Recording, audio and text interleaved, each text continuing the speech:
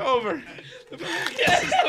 No, Interviews time. I'm not talking about the episode. I'm talking about the podcast. It's over. Are you ready for this?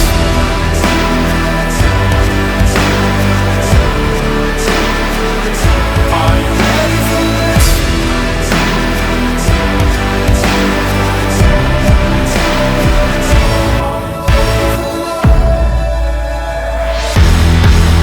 It's another edition of KFC Radio on the Barstool Sports Network. We are laughing at the Bill Burr skits from SNL right now. I feel like lost in all the fucking hoopla. Is there outrage? Are you outraged? Should there be outrage? Just argue about the outrage.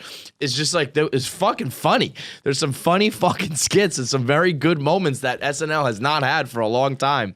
And I know the monologue is what everybody talks about because it's right off the top and then it gets put on social. But the skits I thought were the better and more noteworthy, either just because they were funnier or those were the controversial bits I thought. But either way, I mean, more juice for SNL than, I mean, I can't remember a guest that did numbers like did like attention like this. I don't know what the ratings were. Fuck, but turns out having hilarious people host a having show legendary comics who are also actors come on a show where you're doing comedy and acting, it's a good decision. Who knew? It's pretty smart. Yeah. It gets you juice no matter what. I thought the monologue was good.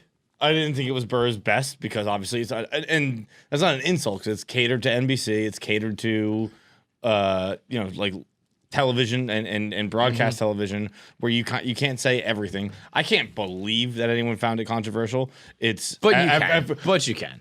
I can, but I can't. I mean, they're really. You gotta know. I watched it and it was funny. I loved it. I enjoyed it. Love was a strong word.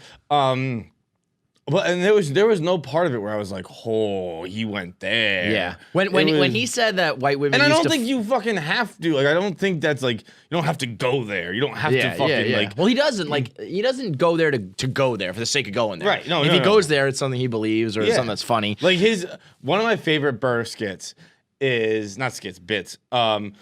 Is when he's talking about why can't you ask what happened? Like, what'd you do? When like a man beats a woman, and there had to be a reason. And he's like, I get it. There are some guys who come home and they're like, the tune is not ready, and he fucking beats the shit out of her. He's like, he goes, bury them under the fucking prison. He's like, but other times, he goes, what did he say? He goes, some extreme example. He goes, firefighters don't show up to a house and go, well, okay, it burned down, and that's it. They go, what happened? Why just? Yeah. And like that's like he went there. That's because he acknowledges it on. I mean, it's like, on his special. Yeah, and he's like, I can feel you all pulling back. Why? Why can't you go? What happened? Yeah. Why? He's like, do you think Chris Brown really just started beating the shit out of Rihanna in the front seat for no reason? And it's not that it's a valid reason, but there's a reason. It doesn't mean it's a good reason. He didn't just fucking start sucker punching her. Oh my god, that's we're gonna get canceled. That's always the Burr I think of. Where it's like, holy shit. And again, I don't want to get this twisted either. Like, I'm not thinking he has gone soft or anything like that. It's just, he had a 7-minute bit for NBC and like on live TV. It's more. When he said that white women usually fuck black guys and then claim it's not consensual, that was special. That was special. The rest of it was very timely and like topical and all that shit. But then just being like, white women usually sleep with black guys and then say it was against their will. I was like, that it was all a lot for TV. And it was a lot for like the SNL crowd. And that's the initial reaction, I think, was the SNL crowd, which is like, who the fuck are you? Who are the people who are like the SNL? Every week you get the same, I don't know, 10, 20,000, 100,000, whatever the fucking number is. The answer is my dad. Your dad? Yes. He watches it every week? I don't know if it's weekly. Because you know what it is? There's a very small intersection of people who are old enough and lame enough to still be like, SNL's on, I got to watch it, who stay up. Yeah, well, that's the other thing, I don't think he said it was a thing when I was a kid. Yeah, and granted, it was a different era of SNL. I mean, there was a time where it was like every night you're going to get Will Sandler, Foley, like everybody, you know? Yeah. It was like I was allowed to stay up because like you're witnessing Saturdays, like entertainment greatness. So I could watch SNL with him. And like we both, it was one of our things. Yeah. We like the Bruins, the Red Sox, the Patriots, and we like SNL. Right. And that's like, it's a shame that it's like, not that No, anymore. I- It's funny. I would I bet go he back and hasn't forth. seen Like it in a long when time. we talked about Shane Gillis, and he was like, "Yeah, no, I would have liked to be on Saturday Night Live." And if you get that gig, it's a big deal. And for Bill Burr, he was like, "It's a dream of mine to host this." So there still is some level of clout. It's not like something you turn down, but it is something. If it goes poorly, or if you lose the job like Shane Gillis, or whatever happens, it's like, well, it doesn't really matter anyway. You know, it's a very strange thing that's still prestigious, but also has like no impact. It has. Not a long lasting impact. I would, yeah. Like I that can't guy- even think of that the last guy we just person. saw- Like they used to regularly make skits into movies. Right. Into Didn't they do that with big-budget MacGruber? movies. And it was like, come on, you know. But MacGruber actually, I hear is hilarious. I've never seen it. The people who have seen MacGruber love MacGruber. This guy, I think it's Glenn something Beck. You can kind of see him there. You know that one? Definitely not Glenn Beck. But I don't know it's if Glenn. definitely not, but Yeah, Glenn Beck it's is not. Yeah, Glenn Beck. I think his name is something Beck. Whatever. He's a funny guy, but he to me is like SNL right now. It's just like he's funny, he's talented, but like you're not gonna go see a movie of his. You're not Right. gonna remember it. You're not gonna tell your kids about it. I And almost it's think fine. Colin Jost is even more Yeah. SNL. Yeah, Which yeah. DJ Bean, NBC Sports Boston, he always calls him a weatherman. And I was like, Just like, what, like the way he looks I was and like, what like does that mean? And he's like, it means he has good hair and really nothing else. Yeah. that's funny. He's gonna say but you know, when you grew up on that era, like Bill Burr probably did, and then you get asked to host it, you're probably like, you do. fuck yeah. Yeah. And I think he went in there with a stick of dynamite and was like, yeah, we're gonna fuck this shit up. Like I don't even know how I would love to talk to him. Maybe he's doing something soon enough that we can get him back in here that he's gonna promote. To be like, did you try to write something else that was like truly sanitary, and then you were like, fuck this? Was there ever even an attempt to be like, I'm gonna do some cookie cutter NBC Channel 4 I jokes? think his answer would be that's But see, like for him, and maybe he thinks that way, but like I knew as that act was going on, I was like, before I looked at it, I had not read anything. I just woke up, I saw that he was on SNL, and I watched it. So I was not influenced by anything yet. And I was like, this is gonna be a problem. This is gonna be a problem. Really? See, I never thought that. As soon as he was talking about like white women hijack, and I think I could kind of tell by the crowd. The crowd I being you like meant, groaning. You just saw Bill Burr and was like, this is a problem. No. Once I like heard his material, because I was interested as he walked out and realized they gave him the mic and it was like, oh, he's gonna do like stand up for his monologue, which makes total sense. Yeah. Because what else would he do? But I was like, how is he gonna do this? Like, I'm interested to see. And he did a Bill Burr. I said he did like a 90%. Like he didn't curse and he probably toned it down a little bit. You know. I think he But toned it down a lot. Yeah, probably. But I also I I think don't every I single don't like to say spit- it like that because I don't think he toned it down to the point of like neutering himself. I think he just kind of was like no, but like he would have if talked you know about Bill Burr all and you those. saw it, you were like, he could have done 10 more minutes on that. I don't think he changed topics because of SNL. I think he probably told like 2 jokes and then moved on when he would have told 4, and the last 2 would have been like pow pow. Right. But I don't think he like neutered himself. So he changed his act, but he didn't like do a different act. And I wonder if there was like a plan A that was like, let me do some jokes about like the fucking weather and shit. And then it was like, I can't do this. I have to do something that's like kind of like me. And then people, I mean, if Bill Burr does even 10% of Bill Burr, there are going to be people who have a problem with it. And then he has so many fans that they all kind of swooped in. And now if you look at it, it's all like even or even in Bill Burr's favor that most people are like, shut the fuck up. But that initial wave of like, you know what I can't stand? I've decided if you tell me or anybody that they're a white cis male, the cis thing really bothers me. We're not going to get along if you use cis in like your regular conversation. I don't think that's fair. Boop. Programming note, turns out I didn't really know the definition of cis. So we do this entire argument assuming that cis means that you are a male or a female who fucks a man who has heterosexual sex, and it turns out that it means that you're just a person who identifies as the gender you were born with. But same shit. It's like I'm getting in trouble because I'm a man and I identify as a man. Now now I can't have an opinion if I'm not trans. I mean, Jesus Christ on the cross. You know what I'm saying? So yeah, we're ignorant and sound stupid, but same basic shit. Why? Because it's like just I mean, because I you don't care. fuck the doesn't- like the norm is now a negative. I don't think it's a negative. I think it's just I have no idea what it means, but I also don't care when someone says it. Yeah, it means like you're a straight guy, you have sex with women, you're a straight woman, you have sex with guys, and like you're normal cis sexual or whatever. So Like, it's a different version of straight. Yes, I don't it's care just when like someone calls hetero. me straight.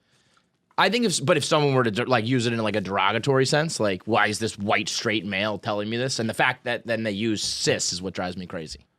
If you actually use that word, like you said, you're like, I don't even know like what it means. I think normal people are like, it's not even in their vocabulary. I think once that's worked its way into your average conversation, you could take it to the bank. I'm probably gonna hate you for that and just a bunch of other reasons. I see what you're saying. If you're that type of person, I'm gonna hate your guts. And I largely agree. Where like you're definitely a certain kind of person. Yeah. Like I don't think it's ever used like in a good like, way. Look at this fucking Cis guy fucking a woman. Cisco, Good for yeah, him. never. That's what I mean. It's always going to be a negative, and it's always going to be like you're picking a fight with me because I fuck women. Right, and but also when I hear it, I'm just like, okay, Well, that's everything you hear, though. well, no, it's also because like. You're a straight white man, and things have been pretty fucking good for us. And it's pretty hard to insult us. Yeah, if you I'm want, like, all right. but all right, you know what? Yeah. The white guy, I can understand. The it's- cis thing is what drives me crazy. See, yeah, but like that's trying to insult you, and you're letting it happen. You can just be like, yeah, nah, you're right. Well, I know their intent. They are trying to insult. it's not me. trying to insult you, but it doesn't. like. Again, I don't know the origin of the word. I don't know where it comes from. It is largely used as like a put down. Mm-hmm. And then, but I'm not just letting like, them put me down because I don't think you now. can put me down because of that. But I know that you're trying to do that, so I hate your guts. Yeah, I'm with you on that. There part. are much better ways to put me down than to be like, this guy fucks women. This guy is hetero. Like, come on, I can't get in trouble for everything.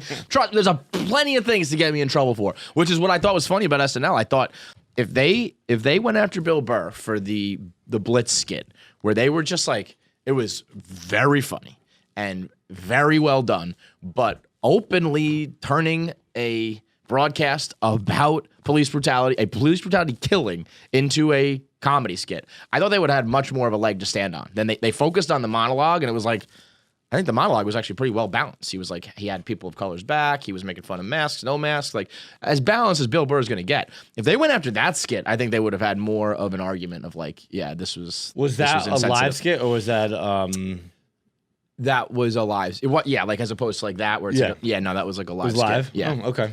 And I mean, it was so fucking funny, and it was, I mean, very like on point. Like, you know, the funniest things are always like truthful, where it was like, boy, a guy in a spot like that wouldn't know what. If you didn't watch it, it was like it was like a Shannon Sharp and Skip Bayless type show. He plays Skip Bayless, and he's super excited about the game. And the other guy was Keenan, and he was like, "Oh, I didn't watch the game because there was a police killing last night." And Bill Burr is like wants to just crawl in a hole and die because he didn't know. And like it hit on the awkwardness of white people trying to like, how do we handle this, or like not being in touch enough and all that shit. And that to me was way funnier and way more notable as far as like. We went there, and no one's talking about that. I've only heard about the monologue and then the pumpkin ale. The pumpkin ale, nobody's really saying anything bad about. That was just funny because that was SNL. The pumpkin ale. It was like it's a funny, cliche type of joke, whatever. But the rest, I thought there were other things that they could have gone in on. But the beauty of it all is like Bill Burr. Whether that went amazing for Bill Burr, or bad for Bill Burr, or controversial for Bill Burr.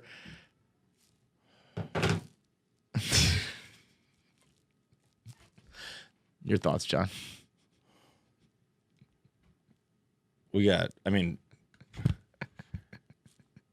Frank's just gonna. Frank the Tank's in the office. This is just. This is life now. This is life now. What happens? Frank the Tank. I call him full time Tank. He's FTT.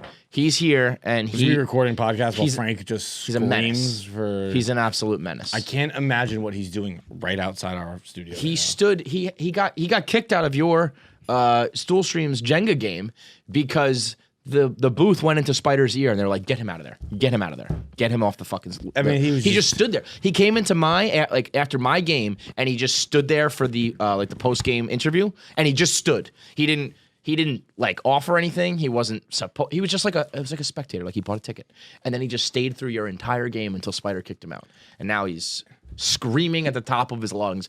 He talked about Monday Night Football commentators for like 15, 20 minutes in the middle of your Stool Stream. Full time employee. Why is he just screaming right now? I mean, I would imagine that was. I thought I heard a tumble, so that was somebody had to lose Jenga. No, Jenga's done. I was the last person. There's not Jenga happening. I I think he's just playing by himself. Zach, can you run in there and find out if that's what's happening? If Tank is just screaming because he was playing solo Jenga, I mean, that's full time. That's what you get for full time. Tank, here's a full time offer. What'd you do on day one? Oh, I can't. I played Jenga by myself. Alone, not on camera. He has like some either water gun or like Nerf gun like shooting. Are there cameras on? There's one guy. Yeah, someone's holding the camera, but I don't know what. Heaven help us. That's Frank's roommate. You probably don't know this at all. This might make your blood boil. So Dave was telling the story of how he hired Tank. And Tank called him up and was like, dude, I can't do this anymore. This job at the courthouse is just killing me. Like, apparently all you got to do is just, cry to Dave. Tell Dave you don't like your job. Right. And Dave is like, all right, Tank, how much you make at the court? And Tank tells him, and he's like, all right, we'll pay you that. You can come over full time. And Tank goes, oh, no. I mean, I need more than that. And he starts to fucking hardball negotiate him. Dave said he was like, I would have thought like a lateral move into like get rid of like your misery would have been like good enough. But I found myself, he was like, predictably found myself in a Tank negotiation, much like the one on the Big Brain where I don't know if you know about that one. He asked for like $1 million. And Dave was like, so you need $1 million. And Tank was like, if that, or he said like, at least. Yeah. That's our full-time coworker, along with another fat guy who yelled at the TV from Mississippi. Yeah, now 2 of those full-time coworkers, full salary. I blame you for this, by the way. What? Yeah. What? It's a Mets thing, so I just blame you. Oh, that makes sense. But that was never like Dave was from Jump Street. Like I love the by viral the way, video. He has not stopped yelling. No, I don't think the mics are picking it up. He has not stopped yelling. He's still just screaming. How symbolic! Like we're sitting here having a conversation about like a literal like comedy greatness, Bill Burr, and it just gets derailed by Frank Fleming, just screaming about nothing. That is very It's still symbolic of audible, Barstool. just constant Noise, screaming. constant noise.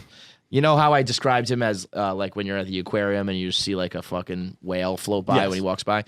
Today, Jared like expanded upon that and said that he's like the 185-year-old tortoises. Yeah, that just are so old and slow and float around, and everyone like backs away, like let the tortoise go by because he's 200 years old. That's our full-time coworker. What he was talking about today is listening to John Belushi on Monday Night Football. What? And I was just like, Frank, how old are you? Yeah, how? And he's like, I'm 40. He's Dave's age. Like, That's insane. Yeah, I think he's like 41 or something like that, right? no, 40? I think he's old. I think he's mid 40s. So he's a little older than Dave. He said he's like hasn't shaved his mustache in like 27 years. I was like, what did you have a mustache when you were like 14? How about this? I didn't even know Frank had a mustache.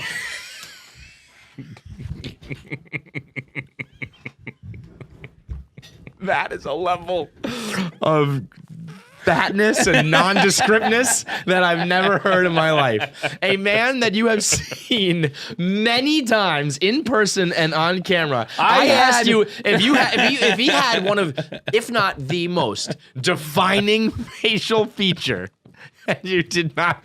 I had no clue Frank had a mustache. That is the funniest thing that I've ever heard. Zach did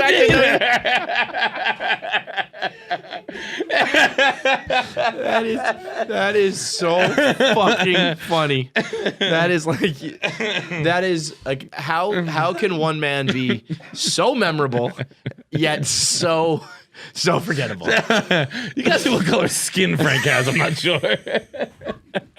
Purple. He is purple. Frank, what race are you? Purple. He is Grimace, whatever, from fucking McDonald's. Holy moly. Frank Fleming. Full time. Frank Fleming. You think that Frank uses Roman? Yeah. Yeah, I think Frank would probably need some Roman. We all do. That's the thing. We all do. Everybody could last a little bit longer in bed. Everybody can use some Roman swipes to get their dick game up, to make their sex game last longer. Frank Fleming, myself, you, whether you could be girls buying it for your man. Actually, I don't know. If your girl gives you Roman swipes, Are you taking that as You know what? I constructive- gotta I'm gonna interrupt this ad read to keep going with the ad read real quick. Okay. Okay, so I keep Roman swipes literally bedside. Yeah. And by bedside, I mean I have sheets that they have pockets on the side of them. So they're like So I have at the ready. at the ready Roman, 2 tins, and a weed pen. That is life. You know what that is? Like that should be like, this is 30. You know? That's it right there. My dick needs to work better. I need weed to sleep at night, and I've got some sort of addiction. And then before the weed hits, before it really starts working, I'm gonna have a dip before bed. Yep. That's beautiful. That is beautiful, man. Also, can we just also go further? Because I've wondered what people think about the pockets, right? yeah, bedside. I mean that sounds brilliant. I don't think I've ever encountered it, but it's. This is my first time ever seeing it as well. I obviously Is it didn't for buy this the sheets. reason? It's like. Oh no, put your belongings they're there. they're pockets. There's one on each side, on my side, her side. They're pockets, and it's just like In case you don't have a bedside table or something. I guess. And right your now book, we put actually your- don't yeah. because we're still getting stuff for our furniture room. and shit. Yeah. Or you can't fit it maybe or whatever. That's smart. It's pretty sick. Yeah. Like even when I get a bedside table, It's much like the phone holder pillow. excuse me. Yeah. Remember that Nick gave us the yes, the phone case pillow? yes. I don't know what it is. That is I have 3 of them under my desk right now. I think the I don't know what it is. I think that the obnoxious American way I think can be summed up best by infomercial products where it's just like, have you ever good thought of a thing? You can have it for 3 installments of $12.99. It's just like, I guess I need this. This Not mentally really. ill 6-year-old designed it, and now we sell it. Right. I guess you could use this, but not really. But a lot of those things actually are like, do you need pockets in your sheets? It's like, not really, but I'll fuck with it, you know? But the phone case holder pillow thing, I have yet to crack. My brain, I'm either too stupid for that or they're on another Kevin, level. I assure you, you're not too stupid for the phone pillow. That could have been a thing actually in 1996 when I was going to sleep with my crush, and it was like, "Do you hang Yeah, up? hey, Like, you baby. hang up. Yeah, if What's you up?" need to talk and on then the you phone. can put there. Yeah. But people don't talk on phones anymore. No, and even people if you don't talk did to that, each other anymore. Even if you did that, it's a plastic case, so your face, Yeah. I need Yeah. to be like a breathable thing. I don't know. you wake up in the morning, that thing's permanently attached to you. Yeah, that's it. That your skin has grown over. It's like the people who get shot, and it's like, yeah, this bullet's just in me. What was it? Was it a Bond movie where the bullet is like still moving in his brain, and like he's got? yeah, it's like going closer to the medulla oblongata, it's like, and it's gonna hit I his got brain. 2 years left. I'm gonna become an evil villain. That was absurd.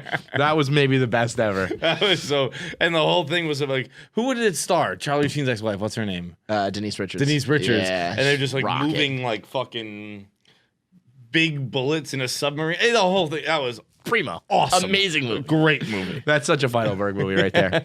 You gotta write a movie one day. We gotta make that happen. We gotta get some producer to be like, lock him in a room with a tin and a weed pen and some fucking dick swipes and let him write. I wouldn't be able to do it with that. I need like people in there talking to me. Yeah. I would just sit there with my brain off. I got. All right, let me finish up Roman. Oh, my question: if a girl gave you Roman swipes, would you just take that as constructive criticism and like, hey, let's fuck longer, or would you be like, oh, yikes? No, I tell you, I think you should too. Word. I think It's like a girl bringing I don't think toys it's into a bed, thing. right? Yeah, right. Yeah. I don't think it's the thing that people are But- self-conscious about that anymore. Well, If I you would are, hope you're a not, fucking because I was going to loser. say, if you're self-conscious like- about your girl wanting to use toys, and if you're self-conscious about your girl being like, fuck me for longer with these, then you're a fucking Yeah, you want me to put that in your ass? Sure. Yeah, fine. Yeah. You want me to put my dick in you longer? Yeah, let's go. So if you got a problem with that, the problem's with you, not with her. Roman swipes, they're easy and effective. You rub them on your dick, they make you last longer in bed. Desensitizes it, but makes you last, longer while still getting to enjoy it yourself. It doesn't affect her or him at all. And they're just $5 when you go to getroman.com/KFC. That's $5 for a whole set of swipes when you go to getroman.com/KFC. And a reminder, we never say this, but all of our sponsors are what keep this show going. So please give it a visit, sign up, and help Again, out the show. I literally keep them on me. In the bed. I keep that motherfucking thing Dang, on me. I got these dick swipes ready. So I've been hacked. Oh? My Spotify. Oh. amongst everything else. I am the most hacked man in America. My banking hacked, my social media hacked, my phone hacked. I mean, I'm always hacked. Email hacked. But my Spotify, I think, because, well, let me just show you. Yeah, let's just Let me see your dick. When I, what? What? What'd you say? Why'd you say that? Why'd you say let me see your It was dick? a joke that you've been hacked. So like like there's my dick on the phone. Got it. I was like, what? Okay. Look at, these are my it's recent. a bad joke, clearly, but I thought it was pretty good. I've been hacked. I'll show you. That was a bad. I was a bad audience. I was the SNL audience. You were Bill Burr. It was everybody. Fuck all of you. Yeah. So then it was a bad joke. If it's one person, Nick laughed. You laughed? All right, never mind. Then fuck you and Zach. So these are my recents. So like, Take Us to My Downfall has been like all that I've listened to, and the rest. Look at all those. They are. I don't know what these are. Exactly. Let me play them for you. I see.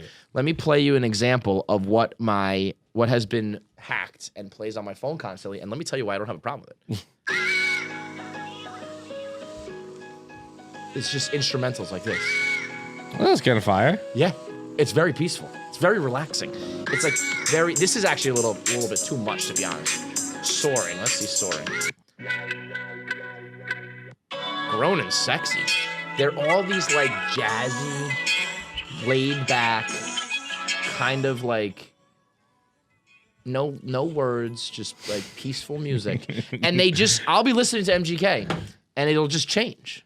And I'm like, oh fuck, like I must have left my pocket. Yeah. And then I'm like, nope, it was locked. I was on the phone with you last night, and all of a sudden I'm hearing music, and I thought you had music on in the background. And I was like, this is kind of annoying that he's like blasting music while calling me. And then I was like, it's my phone. I mean, playing through my there headphones. were three of us on speakerphone yelling. I'm sure it was very annoying for you either way. But someone has hacked my Spotify. Some broke bitch out there who can't afford the premium, I guess. And they're just, every time I'm listening to music, they're just like changing the song. And that changes right away. Apparently. Maybe See, like, I'm when wrong. someone like has your Netflix, you can both watch a show. Yeah, Right? yeah. I think Netflix yeah. is what, three people at one time can be watching on a channel? I mean, maybe I'm wrong. Maybe my shit is haunted. Maybe maybe like, I don't know. My Spotify just changes on me automatically. Is that a thing, Nick? So this happened to me recently, but I think you just added a playlist to your queue, and now every time you're listening, it. I promise comes up you the I didn't next do that. song. I did it on accident. It took me like 30 minutes to figure out. But all of it just happening though, like in the middle of a song. It's not like a song ends and it's just like in the middle of a song it'll turn on as if someone was like, "Nope, we're listening to this now, bro. Sorry." Yeah, I don't know about that. Yeah, because you know how you can see what other people are listening to on Spotify? You can like follow them. So I think it is just like a real-time thing. So I think somebody who likes like instrumental jazzy music has hacked my Spotify, and I'm not mad at it. Yeah, it's a good person. What's the worst app you could have hacked? Well, let me tell you from experience. Your iMessage. If we're gonna call that an app, that is the worst. That is for sure the worst. Twitter is also the worst. Instagram, terrible. All of the things where you are communicating with other people, the worst. See, I don't have like DMs like that. I know. That's why you don't care. But for the rest of the goddamn world. If you hacked my Instagram right now, you would see an overly gushous text DM to Rob McElhaney. Mm-hmm. Actually, that's a lie. I don't know why I'm downplaying it. I fucking sent him an awesome DM. Mm-hmm. And then DMs with Ravi Patel about just a picture. I just DM'd Ravi Patel a picture of him on Sunny. And he was just like, yeah, that's me. Yeah. Correct. And then it would just be whoever's tagging me in stories like that I found. You are the most boring man I'm on private social media, you know, like the behind the scenes. Yeah. You are the most boring man in the world. I don't think that's a and in stretch. turn, that makes you the most interesting man in the world. like your line about your DMs. You know, what goes on in your DMs is not your business. Yeah. Is so impossibly boring that it's fascinating. I'm like, wait a minute, that's incredible. My that's blowing DMs, my brain. Except from again, like so on Instagram, The ones you send are yours, Instagram, but- you have to know obviously. So Twitter, you can have them blocked, which I have, unless I follow you. And then on Instagram, it is only the only ones that pop up are people who you're friends with, and then you get the plus 99, right? And then you can go in there, and that's the other world. Yeah, that shit's none of my business. What people think about me is none of my business. Can we put that on a shirt? That's too wordy for a shirt. It's too wordy for a shirt. We need to put it on like a thing, a mug or a fucking something. Like something that like girls, eat, pray, love, or home is where the heart is or whatever. What people think of me is none of my business. We need to find the right product to put that on it because it's brilliant. I did that even since I was a kid. That would save your life if people would subscribe to that. People were like, yo, did you hear what so-and-so said about you? No. Don't care. Don't care. Don't want to know. No. I have no. I actually again. I understand. I'm the weird person. Right. I don't but want to pretend like you this is are. what regular You're the people think. weird person, but you are what people should aspire to be and to be Yeah, like. definitely. I swear to God. Aspire to be I me. know. I say this about you all the time. This is gonna be my best man speech one day. That you would never say it about yourself, and probably nobody else would think it either. But I aspire to be like you in so many ways because you have this kind of totally backwards way of thinking that should be the forwards way of thinking. Our boy Giannis Pappas. You follow him on Twitter. He goes hard on Twitter. I had to unfollow for Giannis a on guy. Twitter, For a being guy honest. who's just like when we see him, he's like, "What's up?" I used to put my mom's pantyhose on Twitter. He's like getting deep and shit. But he was talking about. He had like a 10 tweet thread where I was just like, "All right, It's Yanni, over. We're out." Well, this was about like content And creators. also, wait, no, I might follow him back because he followed me. At the time, he hadn't followed me Oh, yet. that gets you an unfollow. So I was like, Yeah, fuck yeah, you. Like, I was yeah, quick yeah. to the unfollow. Once if someone I'm- follows you, you mute them. Yeah. I So- think I followed him back because he followed me. He was talking about entertainers, and I mean, this is quite. He got off the thesaurus on this one, but I've met nothing but autistic narcissists, bipolar megalomaniacs, sociopaths, and charlatans in entertainment. Remember that anytime you see any one of us disgusting fake entertainers tweet, there's nothing more inorganic than engineering your personality to be liked by complete strangers. And he goes on and on, but I think that's really true. Like, and I've heard you say this before, where it's like, if you don't like me, like.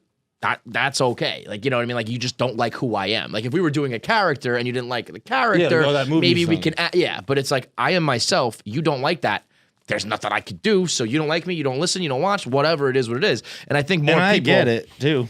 I understand why. I don't like me. So you're not fucking surprising me when you say you don't. I'm Right. Like, yeah. So my So why focus would group you? has said that's probably what's going to happen.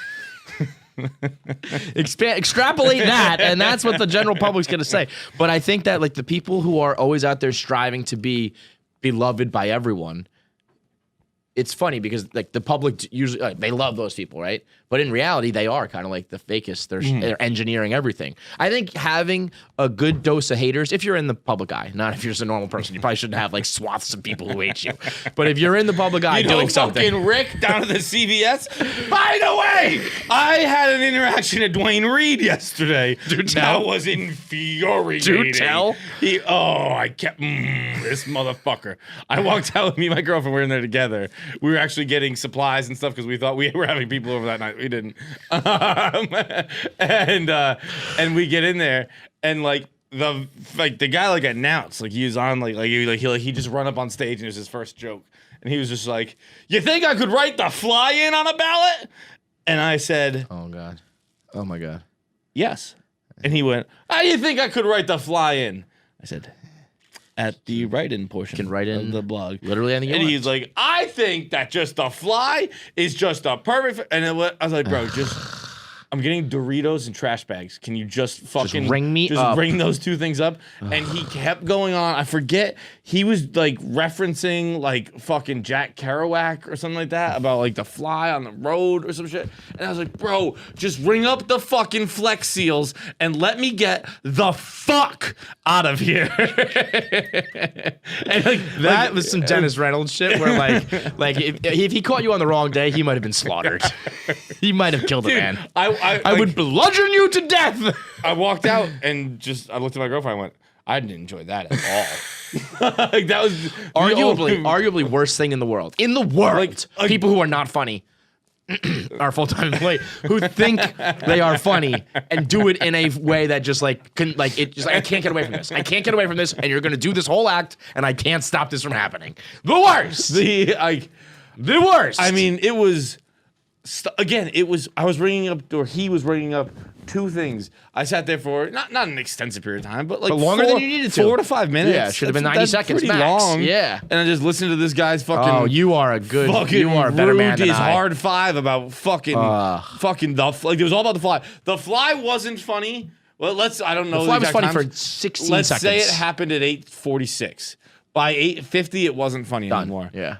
Certainly 4 or 5 days after the Now fact. I'm on Sunday night. Come on. Like, Come it's on. like that was. I think the debate was Tuesday. We're talking almost a week. Sunday, you're giving me your fucking prime fly material. No, bro, can't do I it. am fucking. I just went to the market. Now I'm doing Dwayne Reed. I gotta stop at the liquor store in a second. Just let me the fuck out of your face. Let me out of your face. I'm begging to get out of your face, bro. I'm begging. All right, before John blows a fucking gasket over this random person in Dwayne Reed, if that person goes missing or ends up dead, it was John. It was me, and I'll find you. We got to talk LeBron, who is just the fucking best. The GOAT. And it's not close. And if you fucking doubt it, I have personally seen over 10 basketball games in my life. So don't fucking question when I know something. LeBron James is the greatest basketball player of all time. There's not a question about it. I've seen more than 10. And I think I'm at the point where I agree with you, which is it's just crazy for me because I never was like a full LeBron hater, mostly because Dave took it so far and I always felt the need to like balance Dave out. So I found myself sometimes arguing for him, even when I didn't want to be arguing for him. But then eventually I wanted to argue for him. I did used to like I do think you get knocked a little bit for chasing a ring.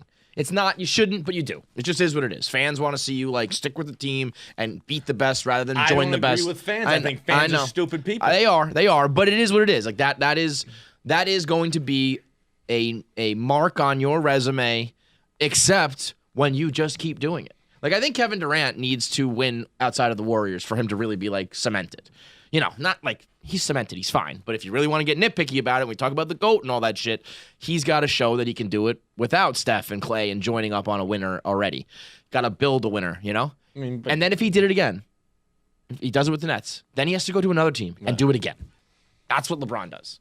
And I think at some point, the idea of bouncing around goes from a negative to a positive, where it's like, well, everywhere I go, championships follow. And yes, he needs help, and yes, other people went need to a super team, quote unquote.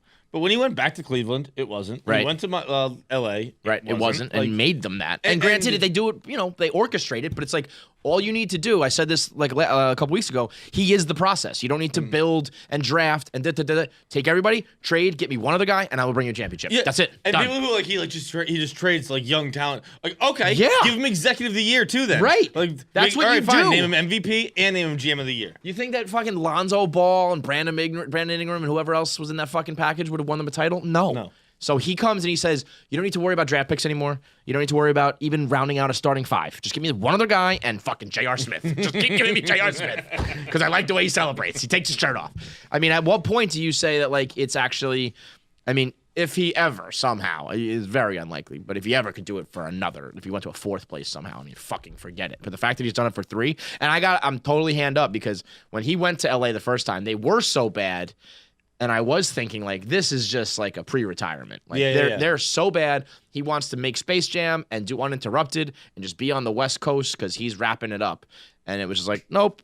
No, title again. I'm still going to do it. Incredible. Like everyone was sucking Jimmy Butler's dick for playing 47 or 48 minutes, which they should have. He played unbelievable that game. Mm-hmm. That I think it's actually a rather iconic photo, that one of him just like on the fucking just gassed, gassed. just done. Yeah. And LeBron just does it every night. He just keeps going. He just, And I I've hate done to that knock for Jimmy 20 Butler, years, dude. But like Jimmy However Butler, long it's in a closeout game, he puts up like 12 and 5. It's like LeBron does that, and then he does it again and again and again, and he shot 65%. Every year I'm going to do this. Every day I'm going to do this. And no sign of slow.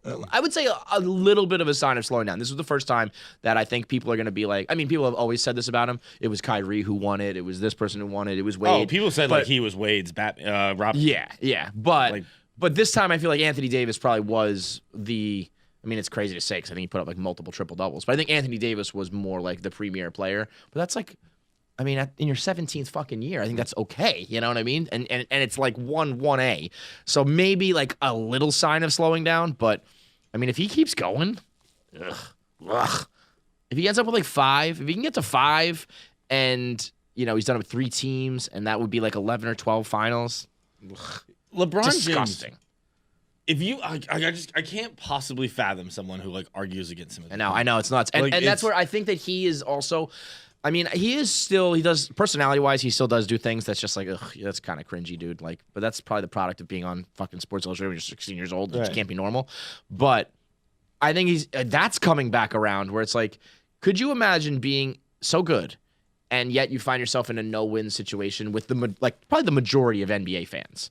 Like, people who are like, if the Heat were to win that, it would have been like, LeBron choked, the Heat pulled off the greatest upset ever, what an unbelievable title. And when he wins it, it's automatically, well, it was the bubble, it doesn't count. I think he is the most damned if you do, damned if you don't player 100%. Ever. And I think he learned to accept that, and he was just like, okay, whatever. I'm just gonna go do my thing. And that is like the most admirable thing ever in modern sports. Very just be freeing when you realize I used to say he needs to be the villain. And I think it's neither. He's not the hero. He's not the villain. He truly, I don't think, cares anymore. Like as much as he's a diva and he's a superstar. He definitely. Did you needs see ego, his fucking hotel room, by the way? There. No. Plain. Yeah. I mean, it wasn't a plain hotel room. It was a suite, but not like a king suite. Yeah. I was like, I would be furious if I told you know what I would be furious of, and I'm not LeBron James. The celebration in the bubble stunk. I didn't even. I was watching The Strangers. It was like I thought the fake crowd noise and shit made basketball feel pretty normal, but then during the celebration, it was like watching guys at the Y who like just won a game. And then he gave this big speech and he was like, Coach Vogel wanted his respect, like the Laker Nation wanted their respect. Then he paused and he was like, I want my damn respect. And like the crowd would have gone nuts, and instead there was like, yeah. It's tough. Tell him, LBJ. Yeah. Alex Caruso's fucking shirtless with his dick out. It was tough. It was tough. But yeah, man, he is. I mean, it's fucking. I think. Let's hope. I mean, if Alex Caruso lost his dick last night, he celebrated a little too hard. So yeah, I mean, to me, I don't know what more you can possibly say or do. It's crazy that he would even. You know what cemented it for me? Tom Brady tweeted about it. I had a girl ask me if Tom Brady's actually fat because of that fucking, those tweets going around where they made the coaches fat, or the quarterbacks and the coaches fat. Oh, yeah. I was like, no. No, Tom Brady's not morbidly obese. That didn't happen Tom overnight. Brady doesn't look like one of the fucking Michigan terrorists. That's what all the coaches look like. Just like you the militia, you militia look like someone members who tried to kidnap the governor of Michigan. That's great. All right, we're gonna get into our top five fall albums today. It's brought to you by Postmates. Now more than ever, Postmates it's been their time to shine, along with Netflix and Amazon and the other companies who have come to our need during quarantine and during these times of staying indoors. I mean, I've been team indoors forever. We are not the same. You did it for the last 6 months. I've done it for my entire life. But for all the Johnny-come-latelys, all the newcomers to the indoors bandwagon, Postmates, it's a life changer because you can get your food delivered. You can also get your groceries delivered. I got diapers delivered when I need it. I got Benadryl delivered when I really need it. Whatever you need, it's there for you. They also have the Postmates Pickup, which is now they will pick up your food from your local neighborhood spots, and you can support your local community. They got the non-contact deliveries, so you don't have to worry about them coming, right up to your door or into your house or anything. They just leave it at the step. You can do Walgreens and 7-Eleven on top of your favorite restaurants and pizza places and Chinese restaurants and fast food spots. It's everything. It's everything that you would go get yourself, but you don't want to because you don't want to leave the house for myriad reasons, and someone else will do it for you. And as always, when we do these promos, they give the best promo in the world, $100 of free delivery over the next 7 days. And people used to say, how could you possibly do $100 worth of delivery in 7 days? First of all, it's like, fucking watch me. Second of all, now that everyone's still back at home, you're going to do $100 in like 2 days, let alone 7. So literally 2 meals. I'll do it in a day. Done. No problem. Give me a couple days and I will bang out $100 of delivery fees in a second. But you're gonna get it for free when you download Postmates, and when you check out, use the promo code KFC. Anything you need, anytime you need it, Postmate it. Use the promo code KFC to get $100 off for free of delivery charges. I don't want to interrupt the Postmates ad read, but I just sat on my testicles so impossibly hard. You and your long balls. Like you got the longest balls in the world, man. They're long. And they are. Like I sat hanging, swanging on my balls. I mean, you kept it. I did like a pop-up kind of deal. Oh, and you're risky doing it again. Yeah, I know. Goodness, you are a reckless man. I mean, that was You know, I'm surprised you kept it like together. You sit on your balls, your day's ruined. If you were watching, I didn't really. Yeah, you're. I paused. I was like, That's what the fucking viral video last year of the old man who's like, It's my favorite thing. One of the best like subtle viral videos. He just sits there and he's like, I got the best. Like you know that guy just went home and like kicked the dog. Like fucking my balls are broken. I have not sat on my balls in a long time. Knock on wood, man. Really? That is a pain. Weekly at least. Really? Oh yeah. So you're always hanging low. Yeah. I'm very much like. No, I mean, look. If it gets cold, you come out. You got a tight bag on me. I mean, they got. I got a little fucking. What do you prefer, a long bag or I love fucking hanging long long. bag. Yeah, I swing that thing around. I'll just stand still at the desk and just wiggle back and forth. Oh no! Stop! I like the long bag. I'm gonna cover my eyes with my hat as I say this. I'm like a fucking kid shitting in the corner. Oh man, Keegan had to shit at the park the other day. It was so fucking funny. Let me show you this video real quick. This poor little fucker, he had to shit so bad he couldn't shit. These kids, they get constipated, right? They can't get their shit out. So we're at the park, and everyone is just having a blast. Everyone is just having a grand old time. And this is fucking Keegan. Watch him cover his face. He's just like, oh no. Watch it. I zoom in on him and he's got like the veins popping out. He's just trying to shit his pants. Yeah, I put a diaper on him. And then he just covers his face again. Like, this is so fucking hard. This shit just won't come out. Poor fucking kid. Oh man, he is pushing so hard. I thought he was going to explode, dude. Yeah, I like the long bag. During sex, the long bag is fun because it's slapping all over the place. You know, feel that you can thing. hear that, you just feel that. Fucking pendulum going. It's like, yep, that's my balls on your asshole. Yeah, and who says I don't work the clit?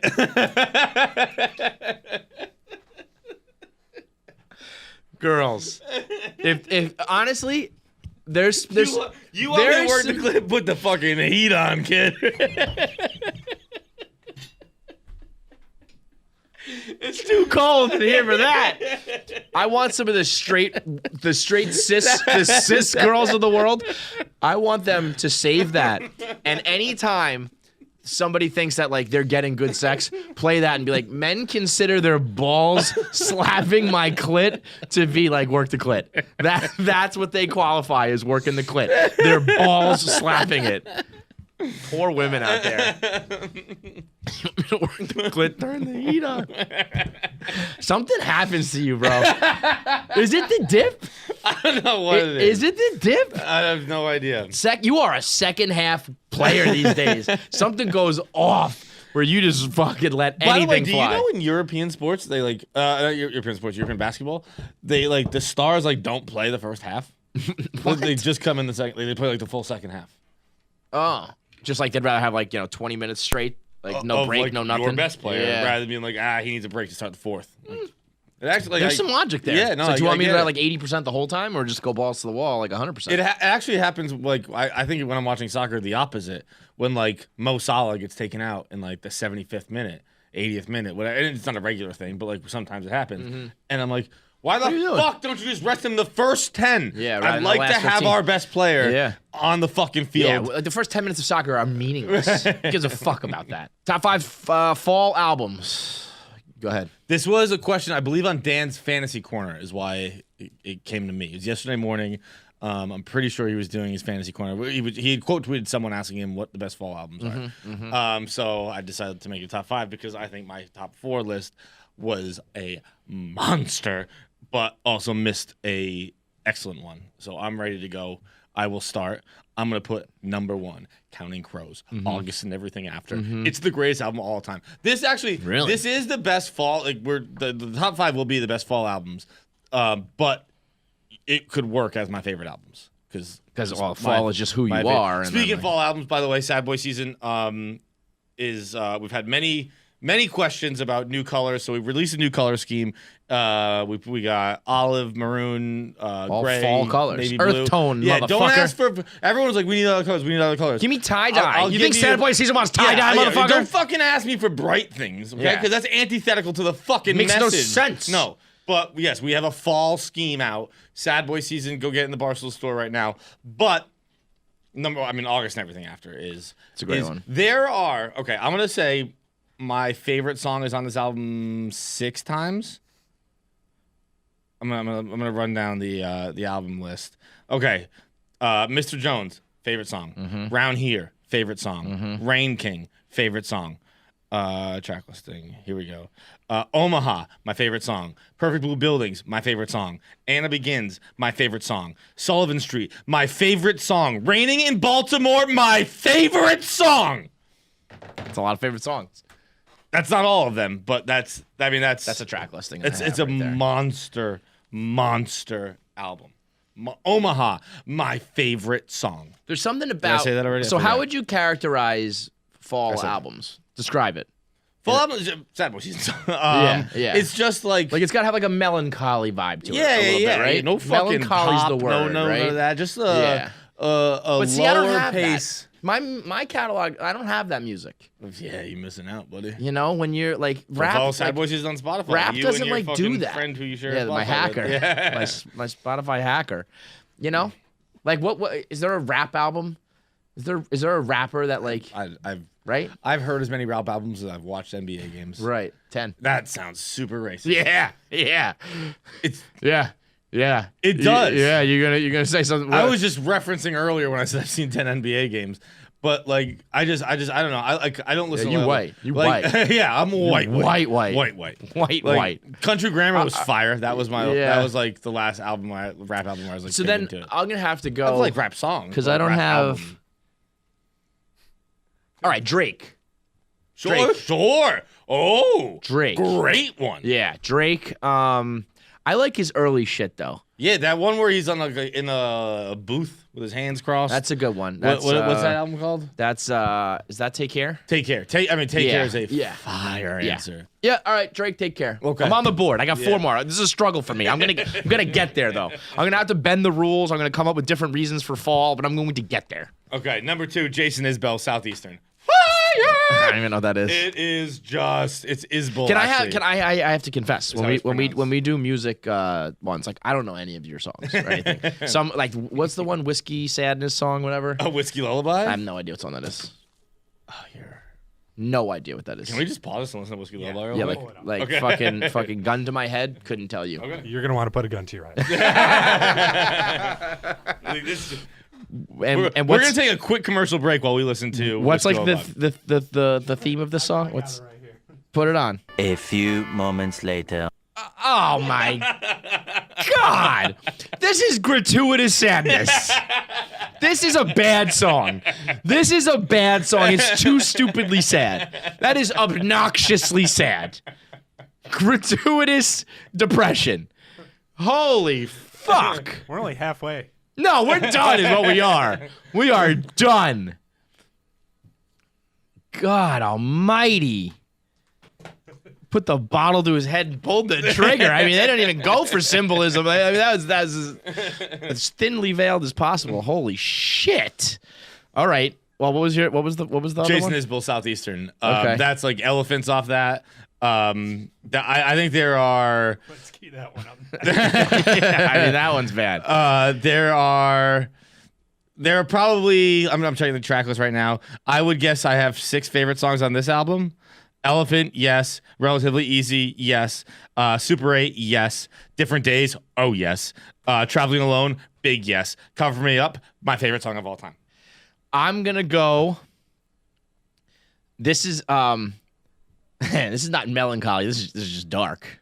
This is dark, and it's an album that you know near and dear to your heart. And Polly knows it as well.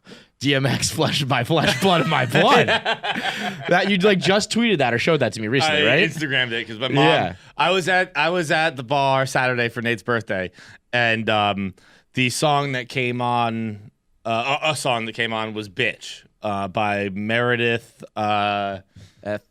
Brooks, I believe.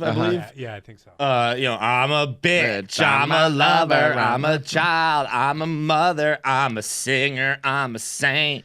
I do not feel the same. I'm your hope, I'm your dream. Okay. There's nothing in between, and no, I wouldn't want in any other way. I'll tell you, I want Anyway, this podcast to be some other way. That was my brother's first album he ever got. Got so it. he was like 5 years old, and that was the song, like that we would just play throughout the house. Right. And I just texted my like family group text. I was like, "Bitch just came on. Like, I still can't believe this is Ben's like first album." Right. And my mom just went, "Cool parents," and I said, "So cool, they got me Flesh of My Flesh, Blood of My Blood for Easter." Like, that was in my Easter basket next to fucking Peeps, which I threw in the trash. Of course. And like, I don't know, a fucking Kevin and gift Foley card. need to cover that one. Peeps, trash. That is an album. I mean, I'm not a regular dad. I'm a cool dad. Yeah. If my kid asked me to get them an album and I saw that, I think I'd be like, I don't think I'm getting you this. He's fucking in a bathtub, covered in blood. It was in my Head to Easter toe. basket. He's dripping blood. I mean, yeah, my parents used to do that Even too. fucking Jesus wasn't dripping in blood on Easter, and, And, that like, dude was dead. He was fucking dead. He was pinned to a cross. I mean, that is as melancholy as it gets. My flesh, blood of my blood. That's it. That is how crazy DMX was. He had like everybody, white suburban kids like us, down with like an album called Flesh of My Flesh, Blood of My Blood, with like Swiss beats on it, where he was just screaming, "Ah! Ah! Flesh of my flesh, blood of my blood." What the fuck, man? How is this the number one album in the country? Let's see. My number 3, I will go.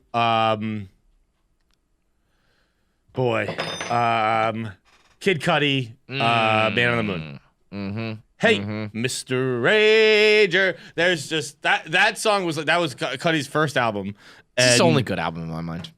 Really? I liked Man on the Moon too as well. And I also like Kids See Ghosts. I think Kids See Ghosts is fire. But anyway, he's a guy I have a it's- very high bar for that I was like, all right, this is good. But, Kid Cudi, as far as I'm concerned, it's obviously I'm wrong. But like he was the first artist that I thought of where it was like he's not just talking about like depression, like he's lives like it. he speaks like Yeah. on it. He's like Yeah. he's an advocate, right? Yep, Rather yep, than yep, just yep. like someone who uses it for which you're right. I'm sure there's other people for who his have, art, but and like, that's fine. Like, they're both fine. Like Yeah. if it's just your inspiration for a song, that's totally fine. But like I always think of Kid Cudi as one of the, like at least for me, who like opened it up to be like, whoa, okay, like this dude actually feels how I feel.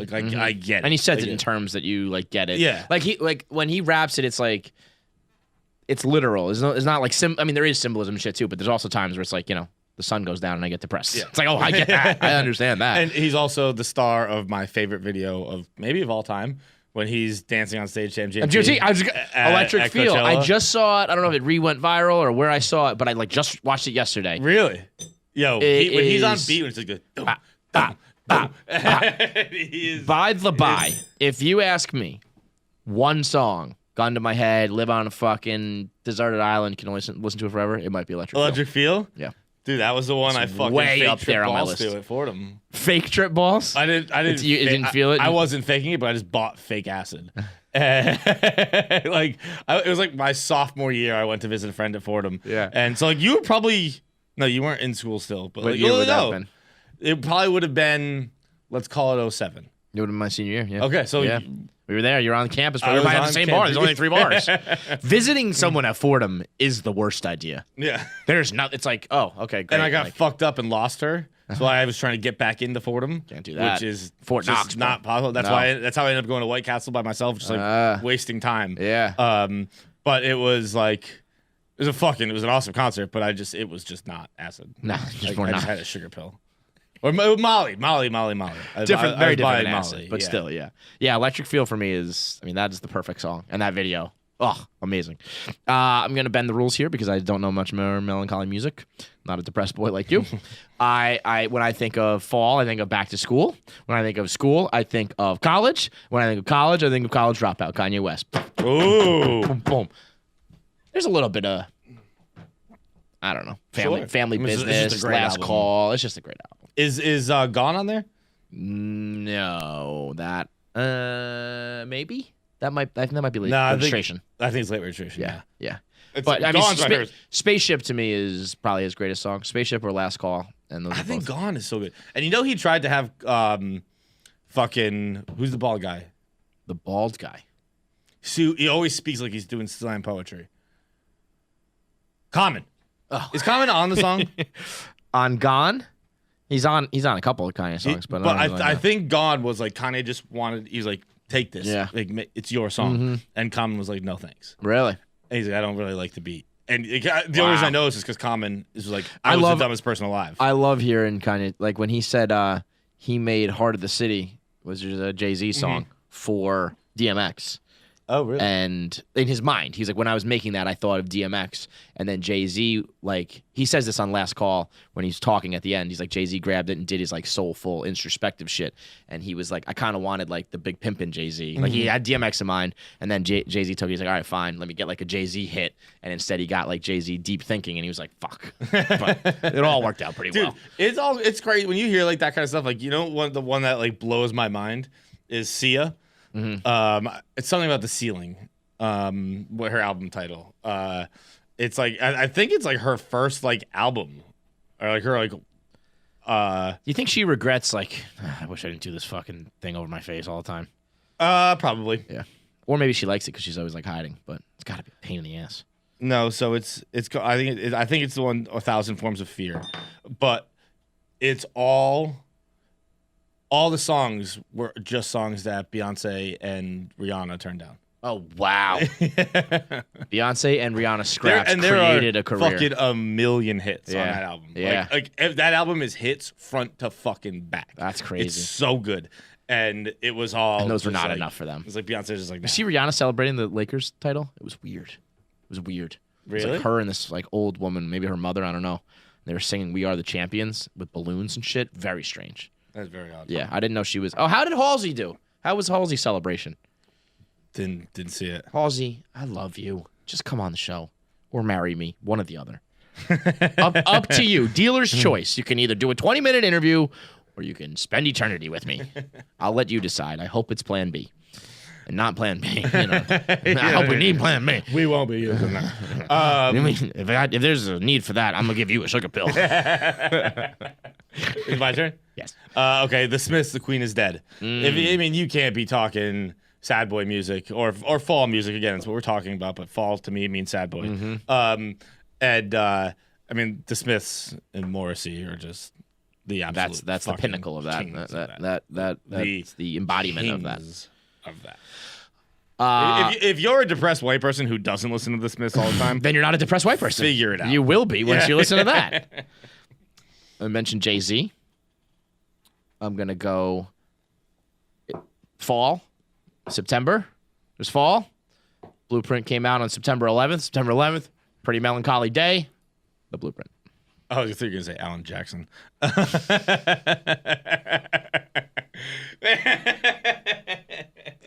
I like Zach sitting here because I make his head drop a lot. Yeah. Zach is a good barometer of when we're like, oh, that's either like, oh, that's funny, or oh, we went too far. Yeah. Zach he's like, what the fuck? What the fuck? All right, last one. Miles Davis, Kind of Blue. Oh fuck. There's not. I don't believe is no. I don't believe. I know there isn't a word on that album, but just the horn. Boy, does he fuck that. The horn. Whatever thing that makes that noise. Oh, my God. That's like very my Spotify hacker plays very like jazzy music. Yeah. I like putting on a little It is. Little. I like Coltrane personally, but Miles Davis, sure, yeah. I think it's the only album, the only music in my whole life. No, that's not true. I will tell that too though. The first time I ever heard it was on vinyl.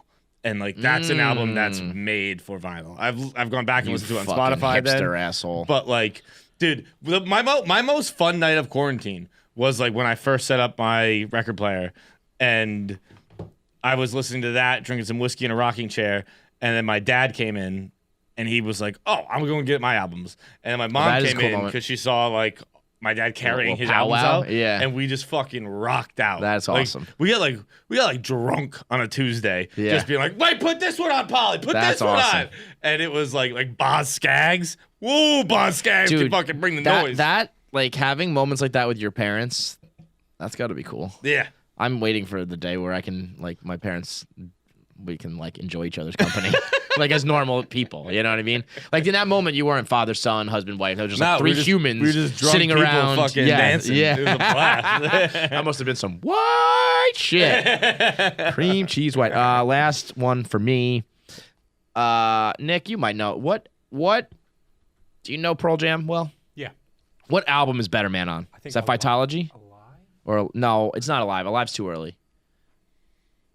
I want to say Vitology, or maybe the one with the fucking like llama, the sheep in the album, whatever album Better Man's on. I love Better Man. Better Man might be my favorite rock song of all time, like '90s rock song of all time. Wow, we just went Drake, Yeah, DMX, Kanye, Jay-Z, Pearl Jam. Yeah, Vitology. Vitology. I don't know the rest of the album. I don't think anything else is like really noteworthy. Better Man to me that's a good depressing song. That's up there for depression. I should have put that on my sad boy list, but I love that song. So there we go.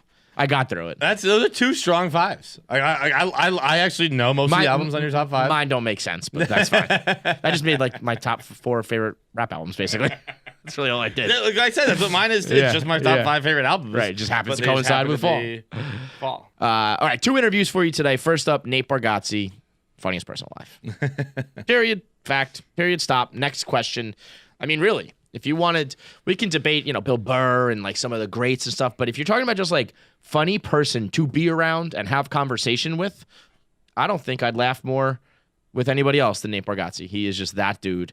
And then we got Adam Brody Adam Brody's a cool cat. He's not from our world, really. And when we do our world and our thing, we're doing like our routine on him, I think his head's spinning. Yeah. But he keeps up, he plays along, but I think he's like, what the fuck is going on? I mean, John asked him if he likes to taste of human flesh. And he answered, And he yes, was I have a baby I want to eat. He has a baby. I was like, does that mean you want to eat your baby? So yeah, we got 2 good interviews coming up. But first up, of course, voicemails is brought to you by Bird Dogs. Bird Dogs. Have you ever tried built-in underwear? The answer is probably no, because I don't think it existed until now.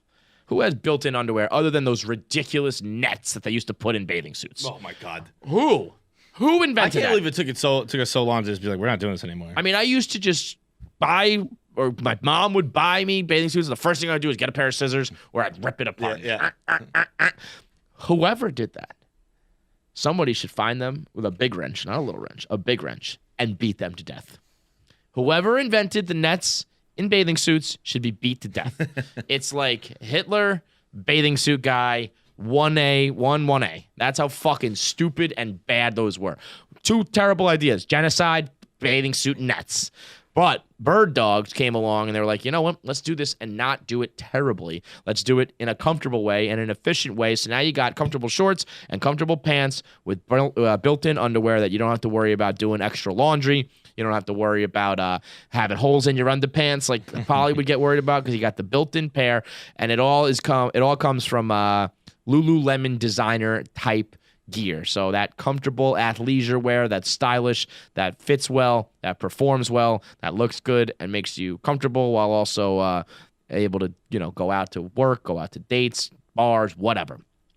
They're your work pants, they're your golf pants, they're your lounge pants, they're everything. So go get them. They got the best comfort, the best fit, the best material, and the stretch. The stretch is key. The stretch is key, my friends. You need the stretch. Hallelujah. Go to birddogs.com, enter promo code KFC, and of course, they'll give you nunchucks. Because why not? Because why fucking not? I've decided I'm going to take some nunchucks courses. I'm gonna learn how to nunchuck. Me, Where do you think you find a course like that? YouTube. Pass me them right there. Right behind you.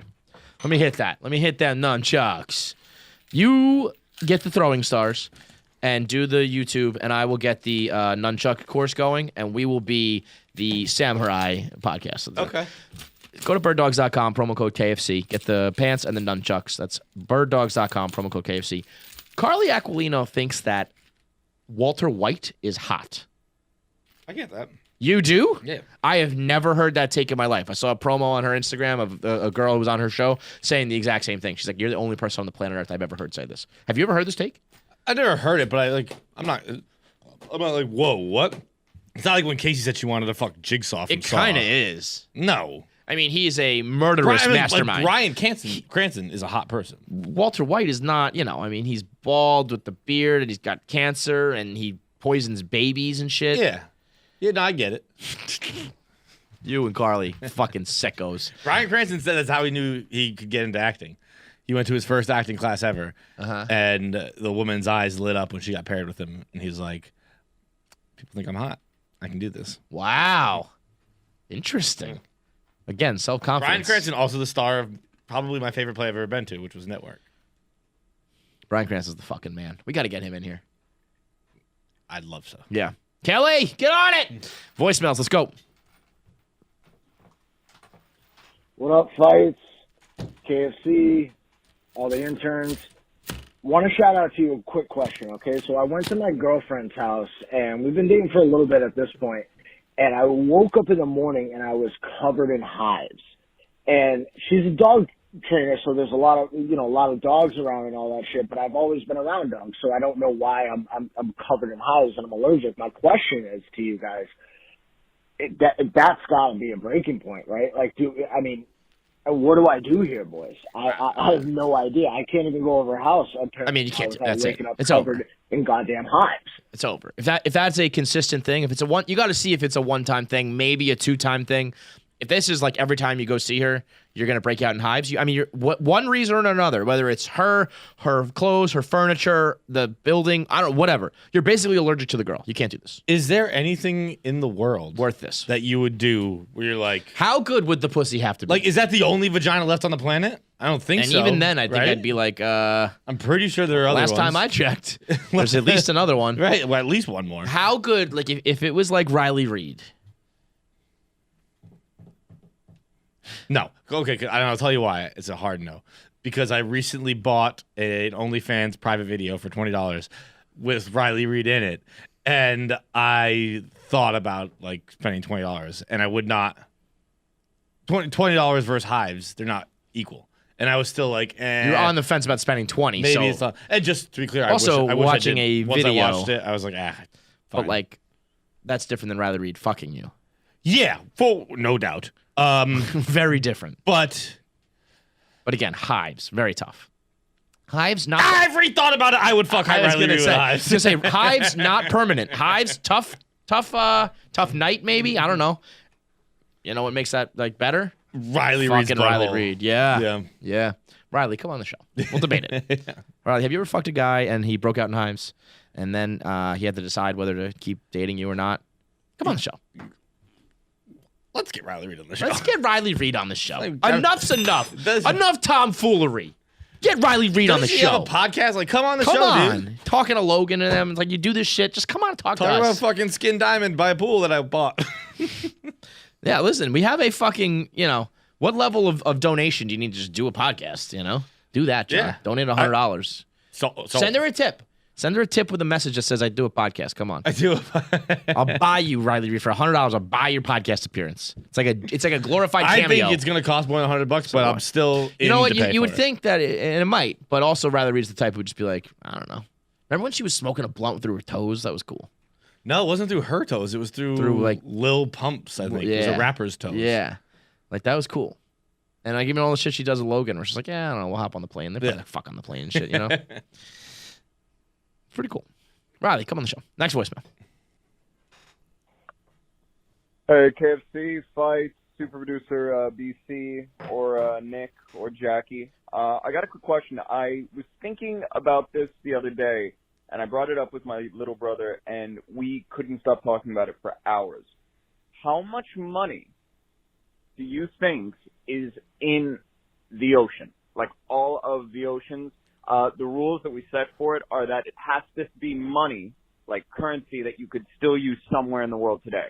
So if you have like a bunch of like Prussian francs, that can't count, but like dollars and yen and all that. So if you had to take it all up, add it together, and convert it into USD, how much do you think is in the ocean? I don't think very much. Oh, wrong. But like he's talking like, so there's like buried treasure count? He's talking about like currency? Yeah. I don't think there's that much. Oh, there's millions of dollars. Yeah, but like, but not. I mean, $1 million is much money. Not really. If we're talking about like all of the money that exists in the ocean of the world, like, I mean, you think that there's just a bunch of bills like in the bottom of the ocean? Yeah, tons. Why? I don't know. Think about every boat that's gone down. Right, but like, yeah, you get $20 that here, many $40 here, $60 here, $100 here. Yeah, that's like, not. That's How many boats do you guys think are sinking? It doesn't, but like also, like I wasn't even gonna go sinking, although yes, I had also considered that. But it's like it just flies off. How about how many wallets? How many What wallets? are you guys talking How many about? wallets do you think are in the ocean? This feels like Charlie Kelly. There's a horse massacre down there. How many wallets do you think are down at the bottom of the ocean? There's just money flying off the boats all the time. I personally have about 3 or 4 wallets in the ocean. What? There is. I don't think there's that much money at the bottom of the ocean. Is that There crazy? is. If you want to include gold and jewels and pirate booty and shit, you guys are thinking that there are enough A, boats sinking, B, money bills flying through the air, and C, lost wallets. Yeah. That are adding up to like billions of dollars? No, millions. How many millions? Low millions? I would say $17 million. There are, if you go to Mackerel Cove in Jamestown, Rhode Island, okay, it's in Narragansett Bay. Let's go. How much money's in Mackerel Cove in Narragansett? Personally, over there, I have 3 wallets, At least $210. 2 pairs of sunglasses, and 3 pairs of keys. They're all in that fucking cove. They're there. Go fucking comb it with your fucking James Cameron Titanic type thing. You will find so many of John Feidelberg's belongings. It's insane. So I like to think that I'm not the only fucking asshole alive. Okay, and it's fine. happening to a lot of people. How many millions of, how many people do you think need to do that to have millions of dollars in the ocean? A lot of people. How much money did you have in your wallet at the time? 20 bucks? Oh, no, this was back in like 2008 to 12. When you had no money. So, but I was carrying cash. So you had maybe $60. I would guess that. There's a maximum $180 in Mackerel Cove in Narragansett. I would Jamestown. It's Narragansett Bay. I would. There's no money in the ocean. I would. There's say like that there's like $1,700 in the ocean. Okay, you guys. Unless you tell me that there's like a boat that like transfers bills in like the Federal Reserve that sunk one day. I don't think there's a lot of money. Sure, on that happened too. Oh yeah, the federal. Oh, and how about pirates, Kevin? Pirates don't deal with Pirates steal bills. money and fucking use inflatable ships nowadays. They are going down all the time. Pirates are obviously where I can't believe we're talking about idiots like you losing their wallet. That's not where the money comes from. The money comes from like sea ships, treasure ships, and pirate ships. Yeah, there's plenty of those going down. But most of that was gold bullion and shit. No, heavens no. There is some currency, no doubt. Oh, you're talking What did you silly. Google? Well, I can see you looking at the computer. What'd you Google? 24 large ships sink every year, like massive ships. With like. What is that? Are they they're just showing is carrying tons of cash when they sink? What this shows is like freighters. Like they're definitely transporting some money, and then there's like 200. I don't think that there's that much money on freighters. Everything you guys are throwing my way, I don't think they're just loaded with cash bills. There's definitely a safe on them, right? I don't know. Is there? Oh, of course, Kevin. You don't know anything about ships, do you? Apparently not. Ships are loaded with safes. Everywhere you look on a ship, safe. Now, if you tell me that like a cruise ship, it's straight pirate ships and that's it. I won't hear about freighters and I won't hear about John losing wallets. and I can't believe you said money flying off the deck of boats. Tons of it, Kevin. This is when one I of our was fucking stupidest 7 years ever. old. I was going over to Martha's Vineyard, and my dad gave me $3 to get something out of the vending machine, and it all went overboard. Now multiply that by at least dozens. This is the dumbest segment we've But had that in so money's long. still there. That money's been there forever. This didn't have to happen this year. No, I know, John. Like it could have been 100 years ago. $17 million at the bottom, like at the base. It's probably more. Oh my God. I would guess LeBron James' net worth is in the ocean, without a doubt. Give me the next voicemail for the love of God. 100 probably. $100 million, I would bet, is at the bottom of that fucking ocean. And I'm just talking Atlantic. Don't get me into the Pacific. That's where the money really is. That's all people at just fucking Californian bars. Wind comes, boom, there it is in the ocean. All those tips for the bartenders right away into the Pacific. Hey, KFC Fights. So, got a pretty basic question. If you could remove the stigma around any one brand, group, object, what would you take? I mean, in you guys mind? know my answer. Like, for example, Put a finger in your butt? Patagonia. Yeah, male sex toys. Male sex toys and butt play. Yes, done. Done. It's a strong answer. It's a great answer. And it's an answer that everybody at home right now is going, yup, yup. They might not say it out loud. They might not have the balls to say it on a podcast. I knew right away you were going to talk about your asshole. I was positive of it. And I was thinking, I was staring at my microphone during that question. I go, Kevin's going to talk about his asshole. Thank God, because I was going to talk about mine. I'm gonna say acting like you're not. Acting like that wasn't the first thought you had. I'm like, all right, well, let him bring it up, and then we'll just jump on board. Oh my God. Oh, that's so fucking funny. Male sex toys, butt play, the whole nine. Destigmatize. Yo, if you want to fucking put a butt plug in a guy and then get fucking nuts clapped on your clit, call me.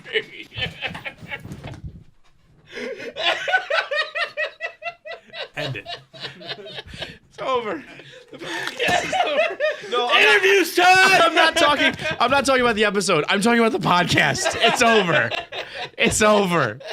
I have to do ad reads right now. I was gonna say call Kevin, but I don't think your nuts are long enough. I can definitely give you point A. I don't know about point B. Oh my God, I'm sweating. Holy shit. Nate's gonna love that fucking lead in. If you want to put a butt plug in and get your clit clapped by him. Yo, clit clapped is my new favorite fucking term. Clit clap, clit clap. Oh my God. Thank God for that afternoon dip, man. I think it's the dip. I think it is. Nate Bargatze is brought to you by Simply Safe. Nate's got a beautiful family. He's got money. If Nate went on a boat and it sunk, he would lose millions of dollars. So he's got to protect all his We're loved now ones. up to 106 million in the Pacific. You got to check. You got to keep your loved ones and all your belongings and your money. All your money's safe. All your jewels and your fucking rubies and your gold coins. So that's what you get. Simply Safe. Simply Safe is the number one in home security. They've got an arsenal of sensors and cameras and detectors and alarms that keep your family and your house safe. Every day, every night, 24/7 protection from burglars and floods and fires and anything else that can cause you harm or damage. No pushy sales guy, no long-term contracts, no technicians. Nobody has to come in your house and root around and run around your property and set shit up. They send you the whole kit that has motion sensors and speakers and cameras and all that shit. You set it up yourself. It takes like no more than an hour, and it's just $15 a month. No long-term commitments, no gotcha, no locked-in fine print. You can stop whenever you want, but you're not going to want to stop because you want peace of mind. You want to know that you're safe and sound and that your belongings are safe too. So go to simplysafe.com/KFC radio. That's SIMPLI safe.com/KFC radio and get a free HD camera for my listeners. That's simplysafe.com/KFC radio. What's that picture? Walk-ins welcome. It's like some sort of doctor's office. Hello? There's a guy. What's up, bud? What's up? How you doing, man? How are you? Good. I'm good. You know what that picture was? It's Better Call Saul. It's his. I think it's his office. I did it. Yeah, I forget why. I don't know why. You a big fan of all that shit, Breaking Bad and Better Call Saul and whatnot? I am, but they was doing it for a reason because your face was on something. Like I do that for Venmo.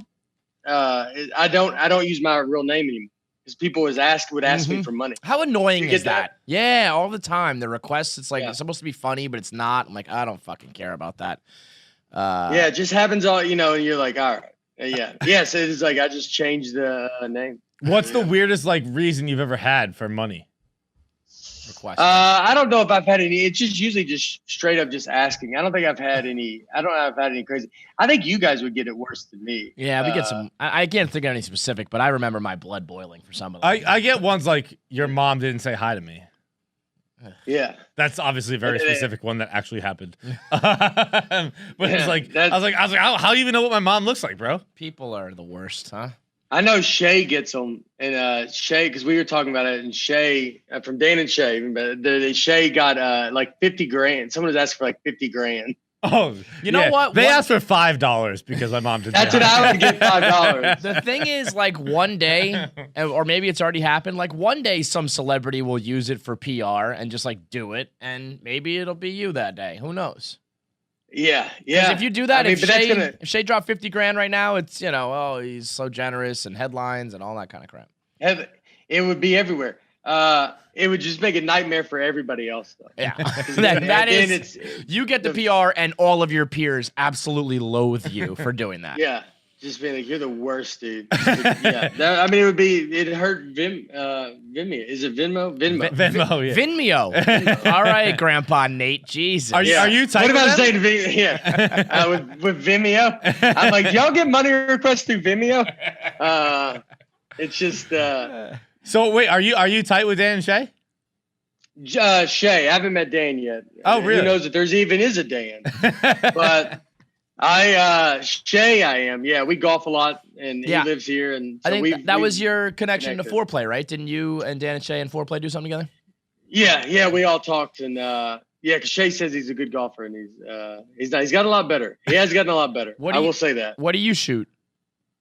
I'm a 3.7. Oh, that's pretty currently. good. Shit. Wait, that's fucking good as hell. Yeah. Well, so what is it? That means you're like almost 4 strokes off of being par?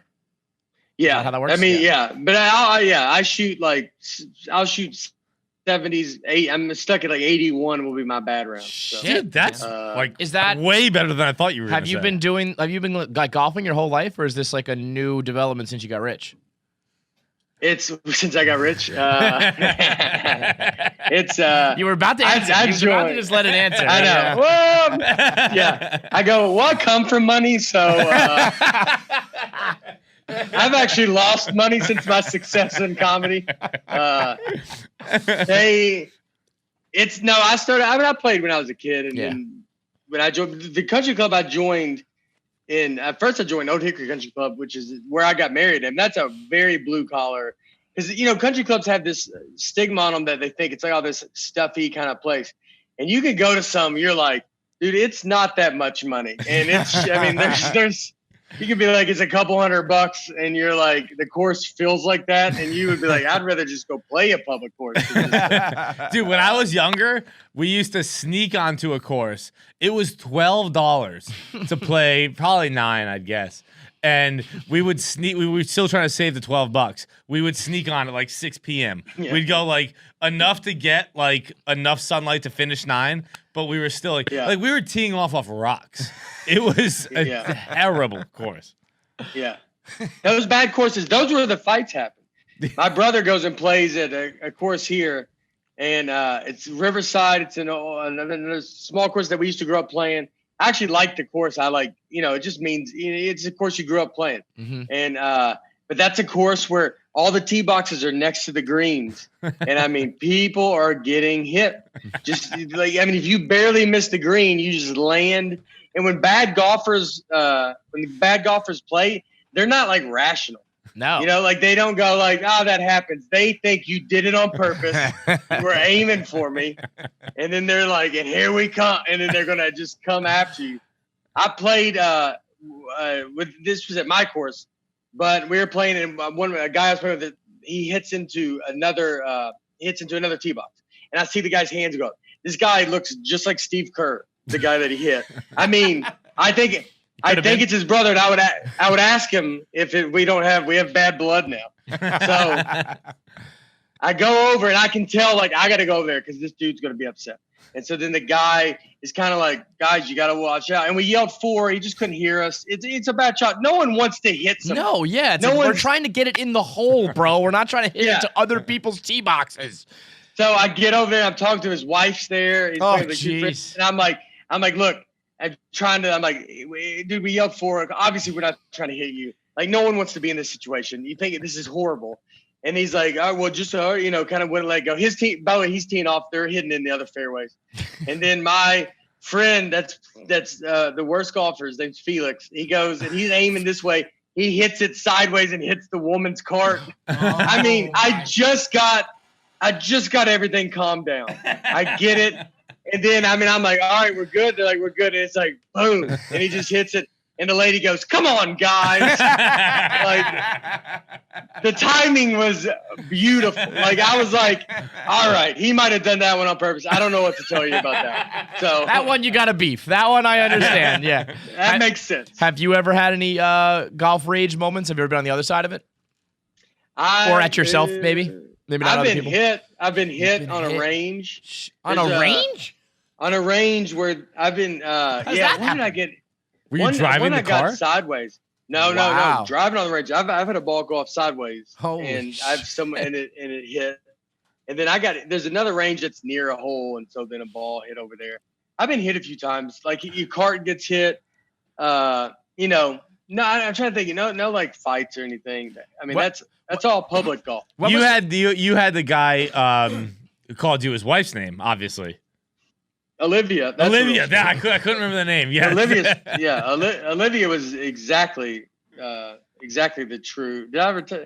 It's exactly the story that happened. The guy, old man, comes over and goes, "Olivia," and I was standing there, and then I asked a kid at the valet, because I was just playing in Florida, and I said, "Hey, did that guy call me Olivia?" And the kid was embarrassed. I mean, he was like, "Yeah, I don't know, man. I don't know. He did though." And I told the kid, I go, it's honestly the best thing that's ever happened to me. And he doesn't know I'm a comedian. That's like, Right. dude, I love Like it. I'm gonna have that in my back pocket literally for the rest of my life, son. You don't realize that's the best thing Did ever. that guy call me Olivia? When was the last time, or if ever, that you were in a fight? Not even golf related, just like fist fight? fist like a bar I fight, fist fight, anything like that. I just can't imagine. I had a brief in college. My brief stint in college where I got no credits. How many attempts? Like how long were you there? I was there a year and a half. 18 months. You got no credits, Dude, Nate? I was there for No. 3.5 years. I have like 30 credits. So But I I mean- think on pace you're better than me. That's like what, 2-3 semesters worth of classes? Like were you taking full like amounts, like 4 or 5 classes at a time? Oh, okay. Dude, I know I took my ACT and stuff. I had like ACT. I was like real bad. I think I got a 17 or something. I've never told anybody because I think it's embarrassing. It's low where people are like, they would be like, "Are you okay?" Like something. like the teachers would talk to the parents after, like to be like, "Hey, can we all just hang back?" I don't know if you should be in this school.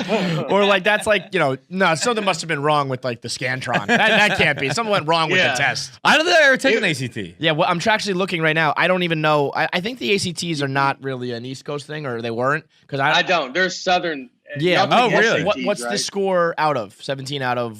36. Oh, that's not good. That's not Come good. on now. That's not. We weren't even. I mean, I think it's 36. Yeah, if I got a believe it's 17, 36. do you think I know what my answers are? I think 18 is like 18's like you're getting through. You made, Yeah. you're nothing to brag home about, but you're not. 17's like the first. It's like 17 I took remedial classes as well. So I went to community college and took. I took speech, a class called speech, and I talked about the Vandy '96 football season. I showed a highlight reel from it. That's a highlight reel where we went 5-6, and that was our high. And I was like, oh my God, I'm like all fired up about Vanderbilt. And we, I took my senior year of high school. I took pre-calculus. God, which is you got no shot. This kid. I mean, the other day, Nate, we did a challenge here. It was how many multiple choice questions how many multiplication questions can you get right in like 1 minute? And it was like 6 times 2, 3 times 9, like just like simple shit like that. I mean, I got 21. He didn't like everyone else. A lot of people like finished. It was how fast can you finish all of them? You got like 15 out of 30. I got 1/3 of them. It was really, and he's sitting there and counting on his fingers. It was real bad. So him doing pre-calculus is like, forget about it. But pre-calc, so my senior year was pre-calc. That was the last math class I ever took. And we had this major project that you had to do. Like it was told to us on day 1 of classes. And then on the last day of classes, you had to choose your project and then explain it. And mine was explaining how sailboats work. Yeah. And she was just like, that doesn't involve any math. like I took the whole year, and she said it in front of the whole class. She was just like, that you explained no math. That's like there. a science question. Yeah, like great job for the wrong class. That's physics. I had no math in my and that was like what my entire grade was based on. I failed the class. Clearly. Oh, so wait. You're So an unbelievable sailboat rider. Like you're like, but I know how a sailboat works. Like that, you have some weird. If you could ever see that teacher on a sailboat broke down, and you roll up and go, "Oh, look how the tide has turned, my friend," and then you just don't help her, and then you go. I bet you wish you weren't a pre-calc teacher you now. That in 06, don't you? You remember that? Yeah. And also like I didn't describe it well. It was like how someone explains how a plane flies, where like it's about lift, and I was just like, yeah, it's about like push. And she's like, yeah, going, man. This doesn't have any math in it. It's just going. You got to get going and going. The wind tells you where you're going. She's like, what? And you're like, I mean, it's true. Is it not true? Spot the lie. True? Spot Yeah. the lie. Yeah. So you do 3 semesters, a couple classes, whatever, no credits, and then failed bowling. I failed bowling, a bowling class because I didn't go to it. They wanted it because you have to keep score. By a pencil, which is insane. Nobody on earth, no bowling alley on earth is.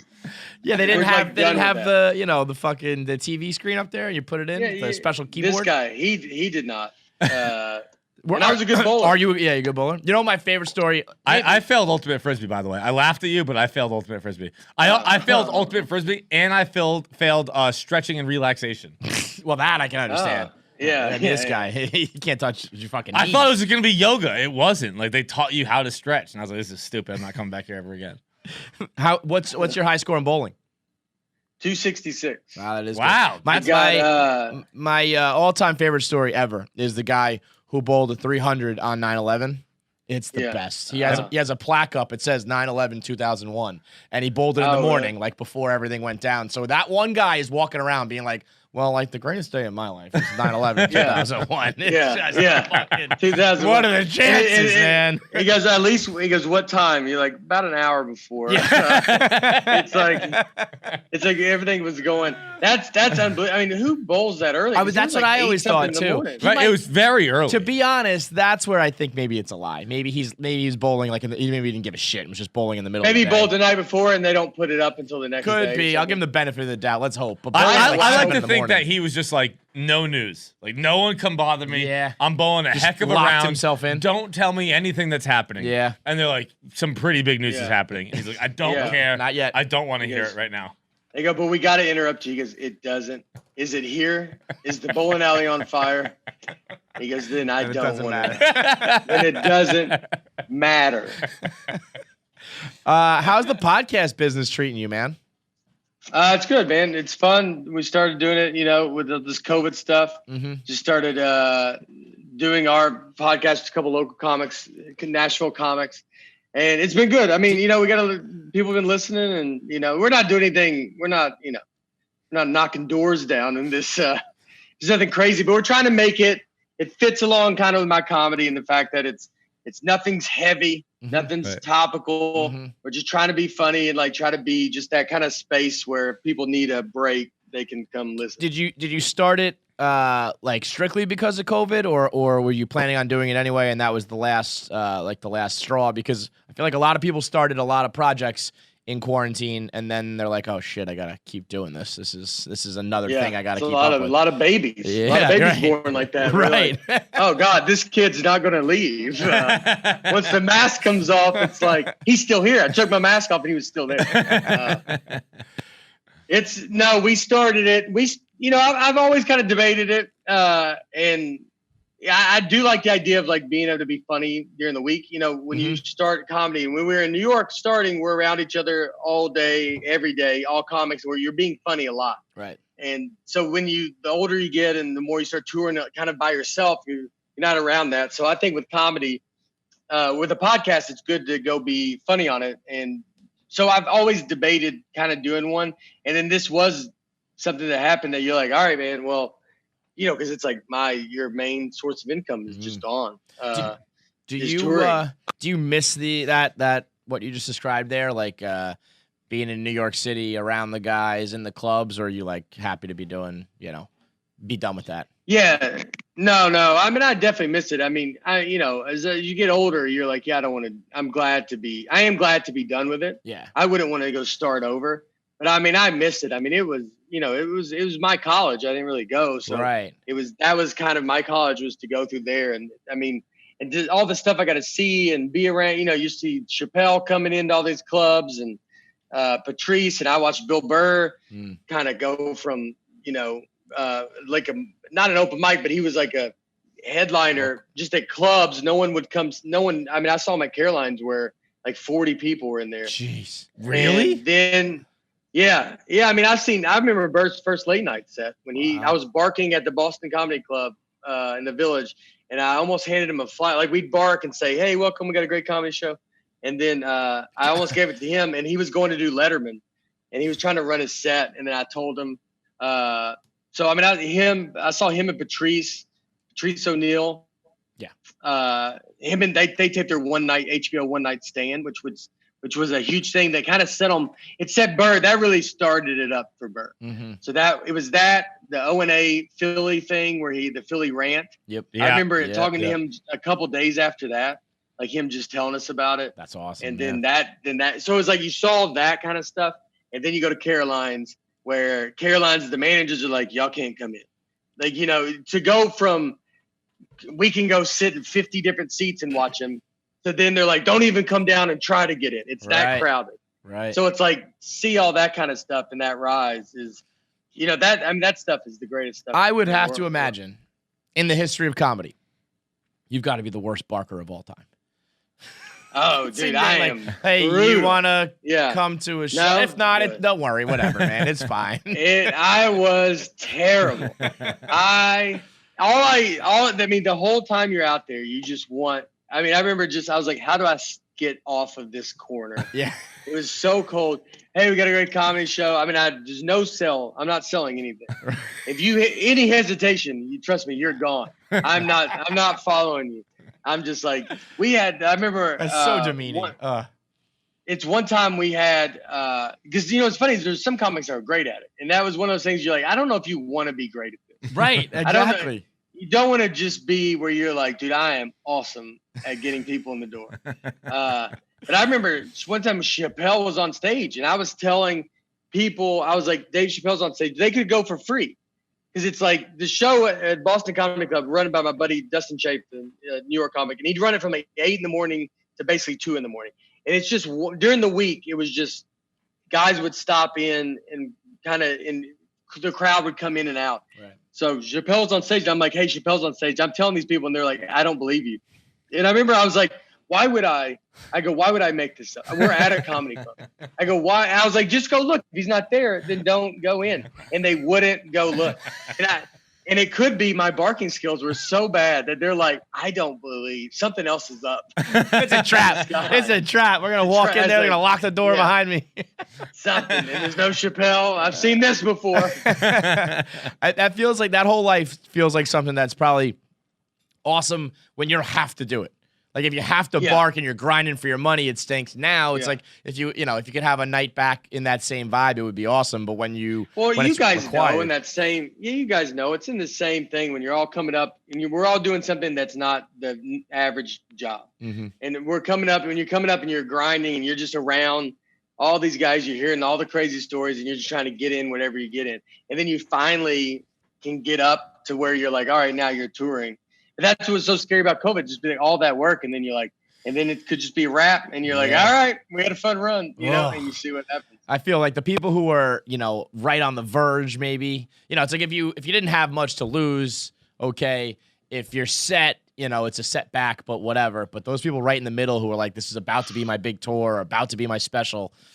Yeah. Oh my God, what do you fucking do now? It's crazy. I mean, those people. I feel bad for the comics. What's gonna be hard too is when the stuff does open back up, is all the headliner guys, they got to go back out. I mean, we're like, say Texas. I was talking to someone today, a musician.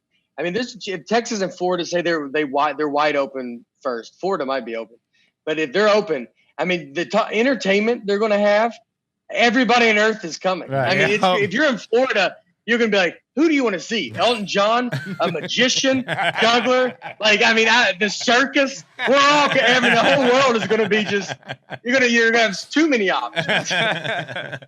And so you're getting out there doing like one of the drive-in tours? Yeah. So we just did a bunch of them. You were in Massachusetts recently, right? I was in Cape Cod. Yeah. It's awesome. That one was awesome. I had a few friends on Instagram. I was like, I didn't even know Nate was up there. Like they were at the show and they were kind of posting it. And I was like, fuck, we went to the Pirate Museum. The Pirate Museum? Yeah. Went to the Pirate Museum. The hard thing with buses too, my buddy, I don't know if Justin Smith, very funny comic that was on the road with me, opened for me that trip. And he had to go to the bathroom. So we're on a bus. You can't go to the bathroom on this bus. You know, you can pee, but that's about it. Yeah. So if you got to do something else, you got to find. So we go to that Pirate Museum to Justin. It was like broke. And he's like, can I go to the women's? And the woman knew. And she just goes, no. And she's like, you got to go find. She goes, you can go to that restaurant if they're crazy enough to let you in there. You can go in there. She made him go to another restaurant. Wow. The greatest thing. Like a true pirate. We're in a pirate museum. And she's like, no. Go over there. That is like, I mean, a person in that situation, they are in need. You know, they are at their most vulnerable. And that is literally kicking a man while he is down. I mean, come on, wonderful. lady.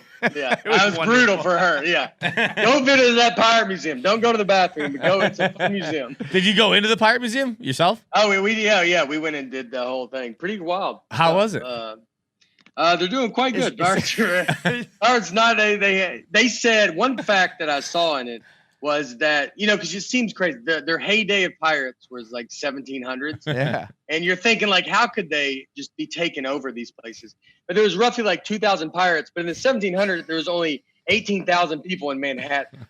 And, only 5,000 in like South Carolina. So if these pirates are like nut jobs. They do not care about anything. They would get, a lot of them got killed because they would attack the wrong ships because they would be drunk. And so they're just like drunk and they're like, let's go get that ship right there. And it's like a Navy ship that just murders all of them. And it all just started, just some guy can barely see. He's like, I'll go. And they just try to fight everybody. Dude, I'm still scared to eat in the dark or even poor lighting because I learned when I was probably in middle school, maybe early high school, that pirates used to blow the candles out below deck when they ate, so they couldn't see the maggots on their food.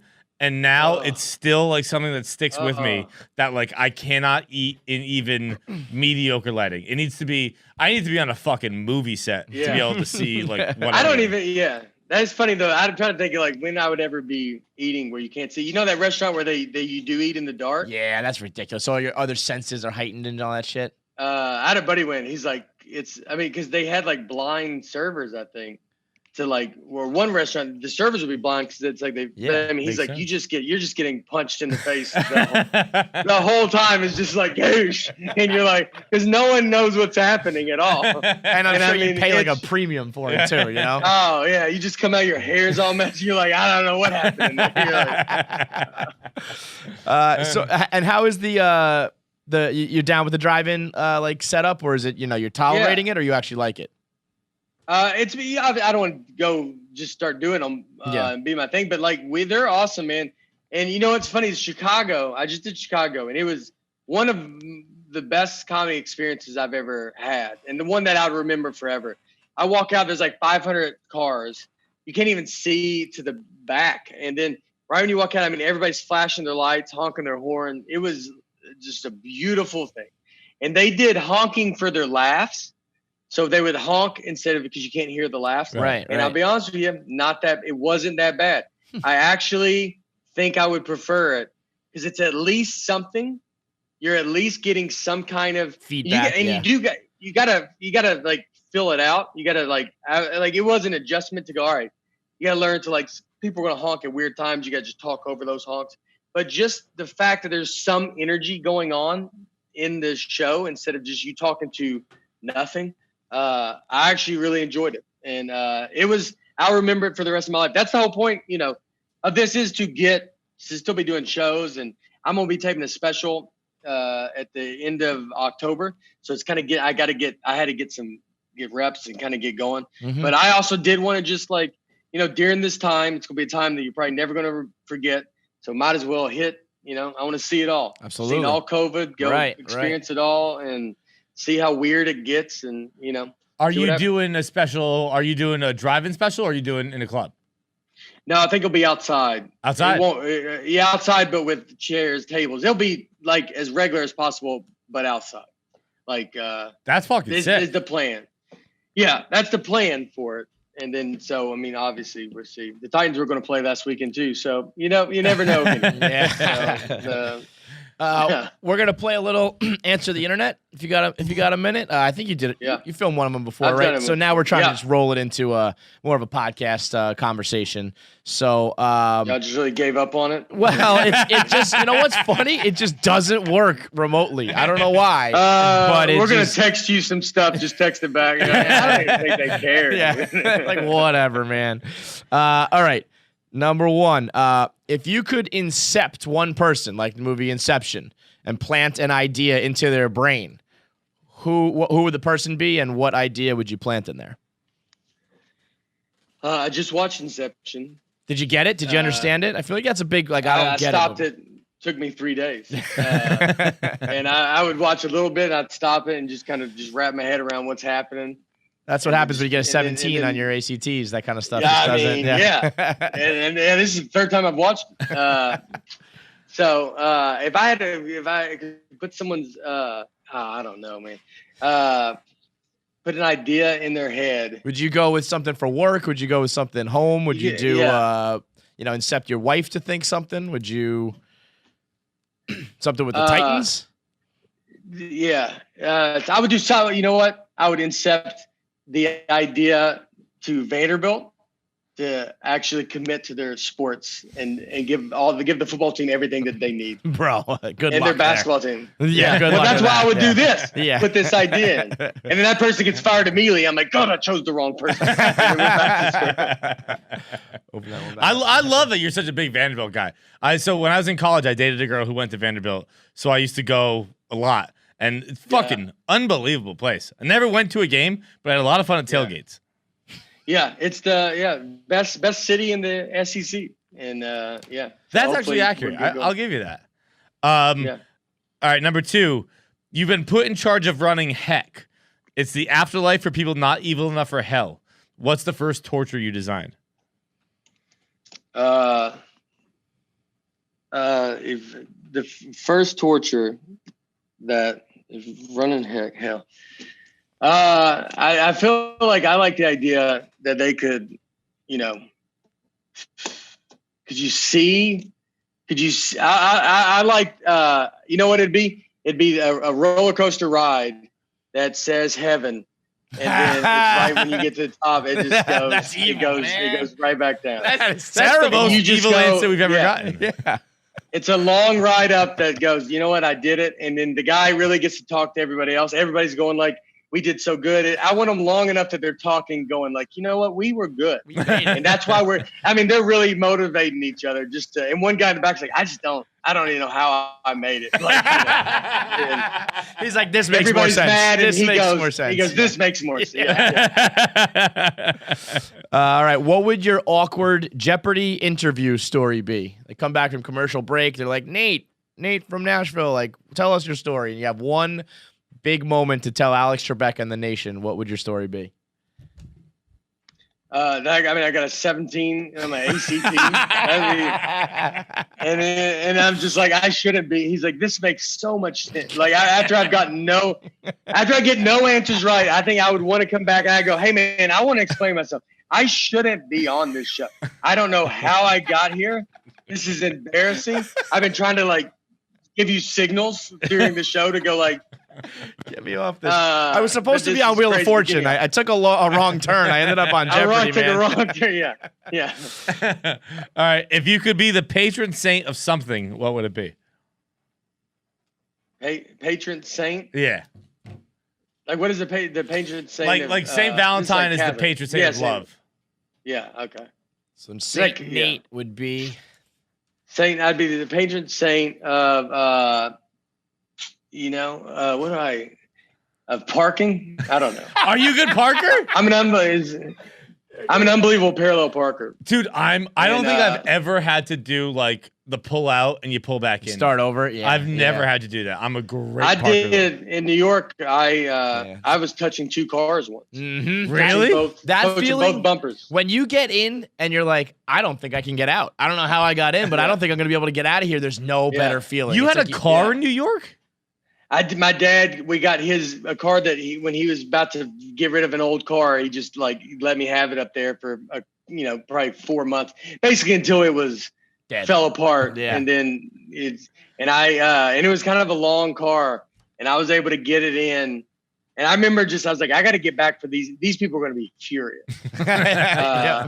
If they say, when I moved to Chicago, I moved there first to start comedy. Me and my buddy, we moved, we're both from, now Nashville.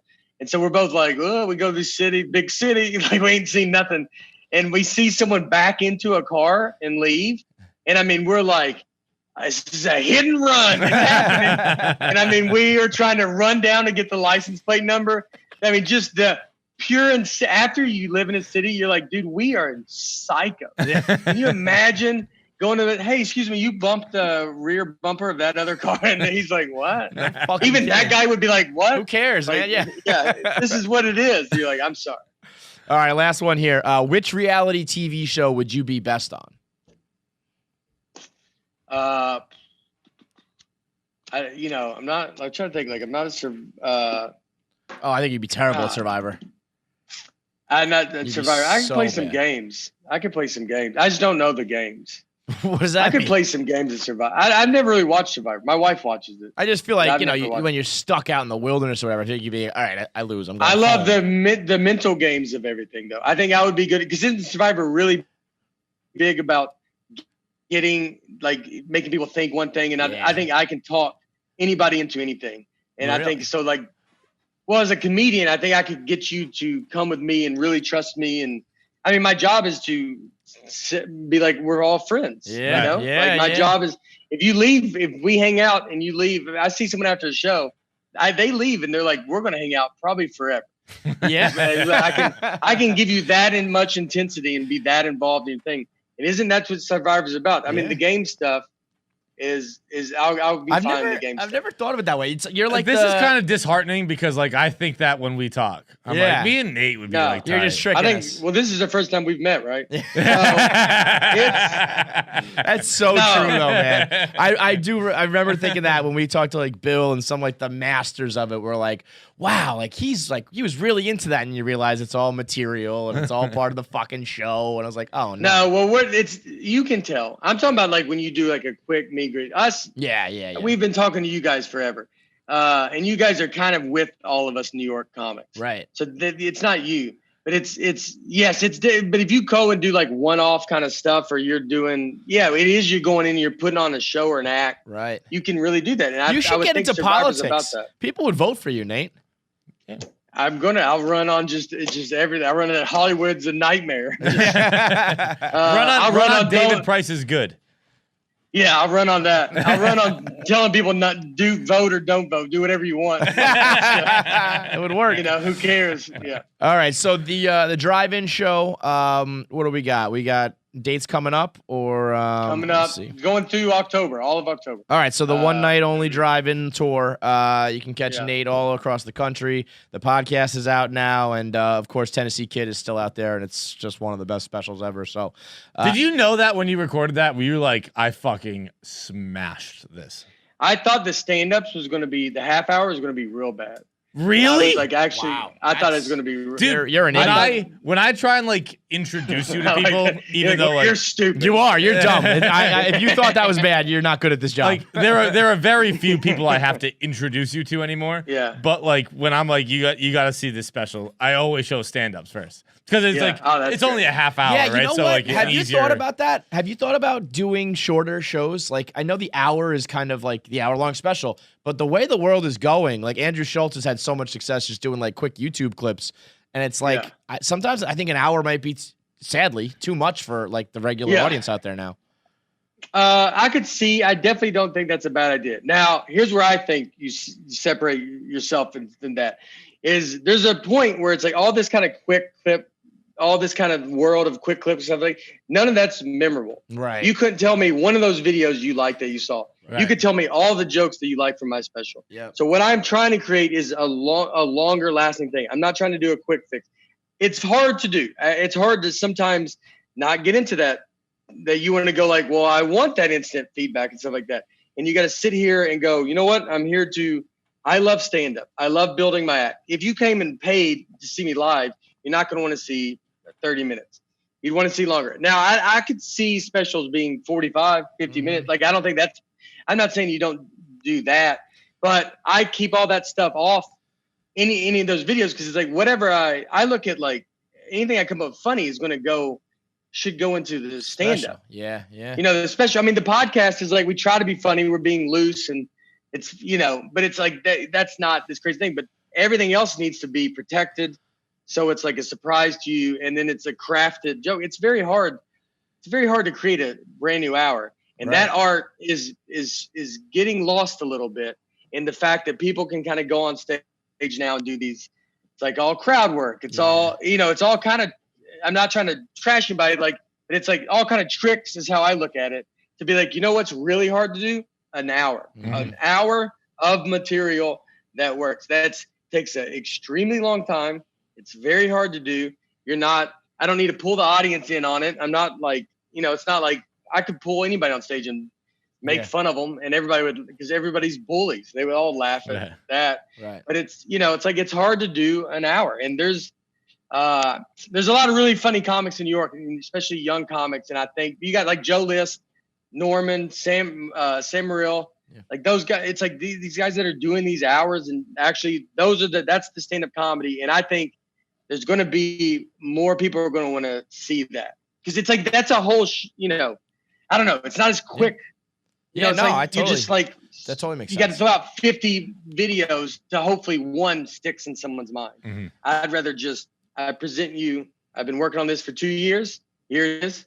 And then, and I've actually never heard that argument. That makes a lot of sense. And what a ringing endorsement for Nate's podcast. None of the funny shit's going to be on there. I'm putting it all on stage. Guys, I save it for stand-up. Don't you worry. This podcast is a real snore. You were saying the other day, though, right? How you threw a perfect game once when you were a kid? I threw a no-hitter. No hitter. Still, man. I threw At what age? Yeah. How old? 12. Holy shit! Yeah, that's the next year is when I thought I got a home run off a walk, and then I was just ball 3, which is a big. I have a joke about that. I got it's inside the Burr home run off a walk for just dump to go. And then you struck out next. It was only. And then I immediately struck out. And that's what they said. They go, who's that? They go, that's the kid that threw that no hitter last year. You said you still have the ball, right? Oh, I would save that forever. I still have the ball, and yeah, I still have it. But you don't know if it's the ball. I was gonna say if I lost it, I'd be like, well, this is another ball. There's a little, yeah. It's the ball. It says Phillies 1990 is when I would have done it, and close enough. I thought it said no. I thought the ball said no hitter, but I can't remember if it did or not. So that's the thing. I mean, look, there's a great chance someone one day goes, "You never threw a no hitter," and I'm like, that's right. So I always leave that up for option. But as of right now, I have a no hitter at 12 years old. Yeah, I love it, man. Thanks for the time as always, dude. Awesome, dude. Great seeing y'all. Thank you so much, Nate. See you soon. Big thanks to Nate. He's just if you ask me, like, ATI Genie, you can have one trait of another person. Nate's voice. Nate's cadence. Yeah. See? We're similar in so many ways. From our butts to our fucking brains. But you know what I mean? Like to me, that's Steph Curry's jump shot. That's LeBron's fucking physique. That's, Tom Brady's fucking hair plugs, whatever. What the hell was that? The greatest thing about each person. Tom Brady's hair plugs. Patrick Mahomes has to live up to this 10-year deal and then get another right. one and live up to that, and then he's in Tom Brady's conversation. It's crazy. It's crazy. It is crazy. That's crazy. Crazy. But yeah, Nate's cadence. It's like, because it's not even just about professional success. Like I said, hanging out in a room with that guy, every time he opens his mouth, people are laughing at him. Yeah. Because he's just like, yo, man, like, just chill, you know? It's just like it makes you laugh. All right, now we got Adam Brody on the show. He tried to keep up. He said he was gonna eat a baby. Like I feel like he did. He did keep up. He like stooped down to our level, and we tried to class it up a bit and meet him halfway. You know, and the result is magic. Podcast magic. It's brought to you by Features. Changing your socks can make a huge difference in your daily walks or when you're hitting the golf course or playing sports, whatever. Runners worldwide have decided that Features socks are their socks of choice, and you can get the same benefits as them with specially tailored socks for the golf course. The Elite Golf Sock keeps your foot dry, cool, and blister-free while providing a custom-like fit that won't slip or bunch during your backswing or when you're walking or when you're running. And I got not the best socks. I don't have the best sock game. No? And Features sent over a bunch of free ones, and they've got like cleaned it up for you. Yeah, they did. They got the dress socks. They got athletic socks. They got short socks, long socks, ankle socks, golf socks, high socks, golf socks.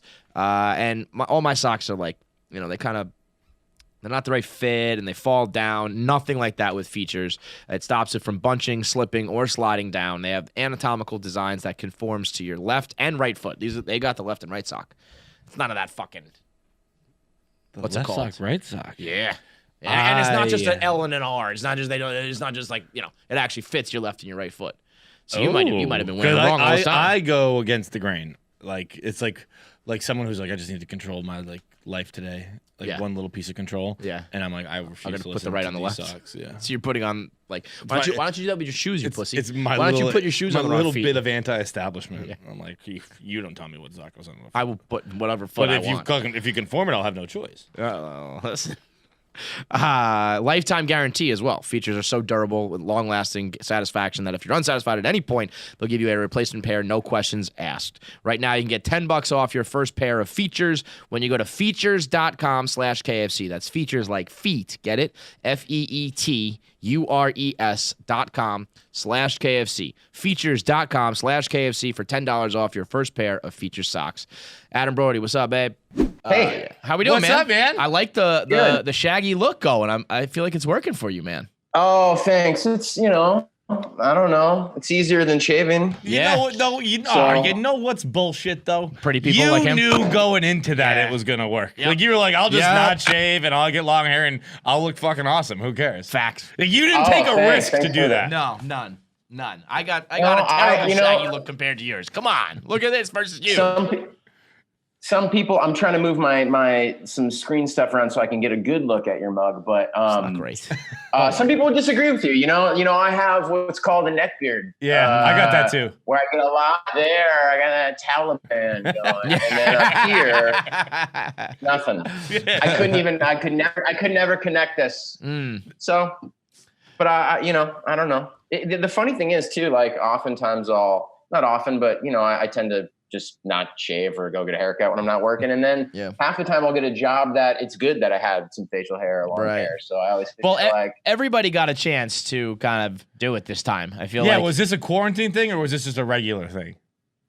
No, this is kind of quarantine. This is just like I'll keep going till election or a job or something. You're just open-ended right now. You got big plans election night? Yeah. You're gonna be sitting there. The election was a good drop dead date. Like the election, I gotta shave to go. A lot of people are using that as the benchmark for some fucking reason. Yeah, because it's who knows after that. All bets are off. Honestly, that's true. You might need that. We talked before, right? I met you guys before, right? Yeah, great. Clearly memorable. I remember. Yeah.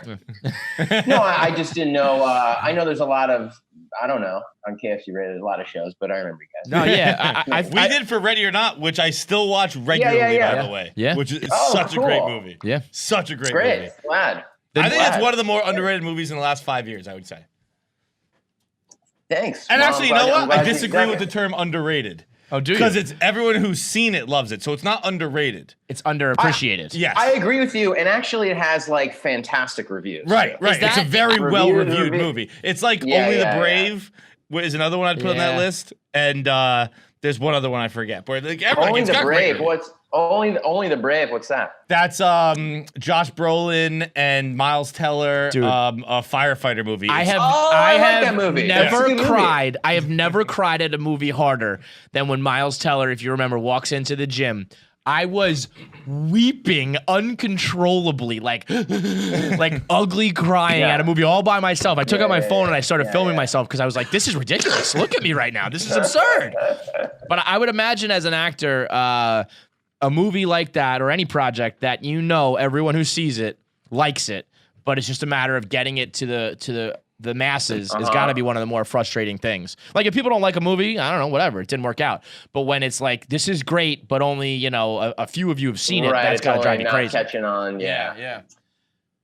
Yeah, it's true. And then, of course, on the flip side, I'll see a bunch that really catch on. And I'm like, that kind of sucks. But okay. Right. Happy for everyone involved in business. And, it's, but you never know totally what's going to catch. Although I always have a pretty good idea of the quality of what I'm going into. I've been a little surprised, 20% this way, 30% that way. But basically, I've never thought like, oh, this movie sucks, it's great, or vice versa. Right. So do you have a movie? We interviewed Ken Jeong forever ago, and he called. I forget. I know. The movie is called Vampires Suck, and it's like a scary movie, but for like Twilight, it made fun of like the whole vampire genre, teen shit. Yeah. And I mean, I think it's got a literal 0% on Rotten Tomatoes, and Ken Jeong was in it. And he was like. He's like, yeah, that was my yacht movie. He's like, I knew that movie sucked. I just wanted to check. Sure. Do you have one of those? Sure. Yeah. And the title is. And who was the director and producer and co-star who was on that film with you? I don't want to say, but I've got that. I mean, there's a lot of reasons you take a job. Right. And some of those are artistic, and some of those are financial or logistical. And I don't want to throw anyone under the bus, but I definitely. No, I understand for sure. Well, the description of the latest movie, Kid Detective, also has John buzzing. For probably multiple reasons. Adam, I might be your biggest fan. Yeah. The Kid Detective, read the exact description because it does jump out, and I think unfortunately the second half is what really jumps out of John. But. Yes, it really speaks to me. Not the solving mysteries aspect, because I'm not great at that. A once celebrated kid detective, now 31, continues to solve the same mysteries between hangovers and bouts of self-pity. Well, A and B right there. That. The hangovers and bouts of self-pity is really where he's like, yeah, this one talk. You're speaking my language here. But it does sound, it's a great tagline that I think a lot of people probably could relate to in a weird way. Let me tell you, it's a really good movie. I'm proud of it. This was a passion project. It took like 5 years to get made. Friend of mine wrote and directed it. He shared the first act with me like 6 years ago. And then came back with the full script like a year later. And then we tried to get it made. And it's kind of a lot of twists and turns. And I thought we were, and then it seemed like we never would. And I was like, I just turned 40 and I'm like, if I don't play the kid detective while I'm 39, I'm out, and then finally, and then it miraculously got financed, like fairly healthily. Wow. Healthily is not a word, I don't think, but in a healthy way. Healthily. No. I'd give it to you. He goes, no. Okay, thanks. But anyway, and it was like it already just to be making it, to be on set after 6 years. And I've done that with other things and they never got me, and to be after, have this vision and then 5-6 years later be on set was truly surreal. And then we wrapped in October last year. And then there's this weird thing where we just finished post-production, and then they're like, Sony bought it and they want to put it out. And then literally like that was 3 weeks ago, a month ago. And then and they're like, we're like, cool, what do they want to do with it? They're like, we don't know. Don't worry about it. And we're like, well, we were worried and we're curious. And they're like, no, just don't worry about it. Anyways, 2 weeks, and then 2 weeks ago, a week and a half ago, they're like, they're going to put it on like 850 screens in a week and a half. Holy shit. Really? So it's been this like, they cut the trailer end of last week, did the poster. But anyways, all to say, I love this movie. I really do. It's like personal to me, and it's not for everyone, but I think you guys, it's sort of a niche kind of tone and audience, but I think you guys would like it. I do. What exactly well, is? When I come back again, I'll know if you guys see it. Well, I'll get the review from you. I can promise you, John will. I predict one out of the two of you at least will really like it. What exactly is a kid detective? What does that? What qualifies as that? It's not something I was like. That is not a genre that I like devoured as a kid, but like a Hardy Boys. Yeah, Hardy Boys would be a kid detective. Encyclopedia Brown, Nancy Drew, those are all kid detectives. Right. And so this was obviously it's a heightened fictional world. Right. Kid used to be a star solving trivial mysteries in his 12-year-old kind of Mayberry town when he's 12. And then a girl, his secretary, who's his age, got kidnapped and they never found her and he couldn't help. And he's kind of been, down on his luck ever since. And he's my age now or almost. And, as the thing says, solving trivial stuff. And then a girl comes in and asks for him to solve the murder of her boyfriend. And so it's his first murder heavy case. stuff. Yeah. And it's this very the comedy is very innocent on one hand. It's got a very everyone is naive in the movie. Mm-hmm. And at the same time, it deals with some very dark subject matter. So it's this interesting contrast that I'm really a fan of. Did you ever fuck with Doogie Howser when you were a kid? No. Really? That was my time. No. Yeah. No. See, I kind of throw that in. It wasn't detective. It's obviously more doctor, but I always thought of Doogie in there. Oh, I was a big Doogie guy. Yeah. No, what did I do? Boy wonder stuff, kid power stuff. No, I mean. Did you do My Secret Identity? No, I don't even know what that is. Jerry O'Connell. He was a teenager who has superpowers, and which is that was the coolest shit. I've never even heard of that. Yeah, that's some old school shit. Really? That was probably a little before my time, but I remember catching the tail end of it. But yeah, there's something about that whole idea of a little 21 Jump Street-ish or whatever, where you're kids kind of in a scene that you shouldn't be in or whatever. So yeah, I mean, it seems like some cool shit. We also and it's also. Go ahead. No, you let it rip. I don't know. I was just gonna say that the world is really cool. It's a very it kind of reminds me of I've been using it's like Chinatown meets Rushmore kind of, and for a lower budget movie to kind of transport you to another kind of very fictional. I mean, relatable, of course, but completely other atmosphere. Is I don't know. I think that the world can use that now. I don't know. He just built a town. Yeah. Anybody who can take me away from this one and bring me pretty much anywhere else. What's behind door number 2? I don't know, but it's probably going to be better. Yeah. I think that during quarantine, New Girl has been a huge bingeable, rewatchable, and you are one of the, many stars who have gone through that series. And every time we talk to someone who has done an appearance that may be one episode to a season-long arc, whatever, everyone to a man or woman always says how it was, if not maybe the most fun they've ever had on a cast. Did you have a similar experience with New Girl? I had fun. I mean, I primarily worked with Zoe, and she was very, very nice to me. And so, yeah, I mean, you actually right now your appearance is very much your character. That's true. They're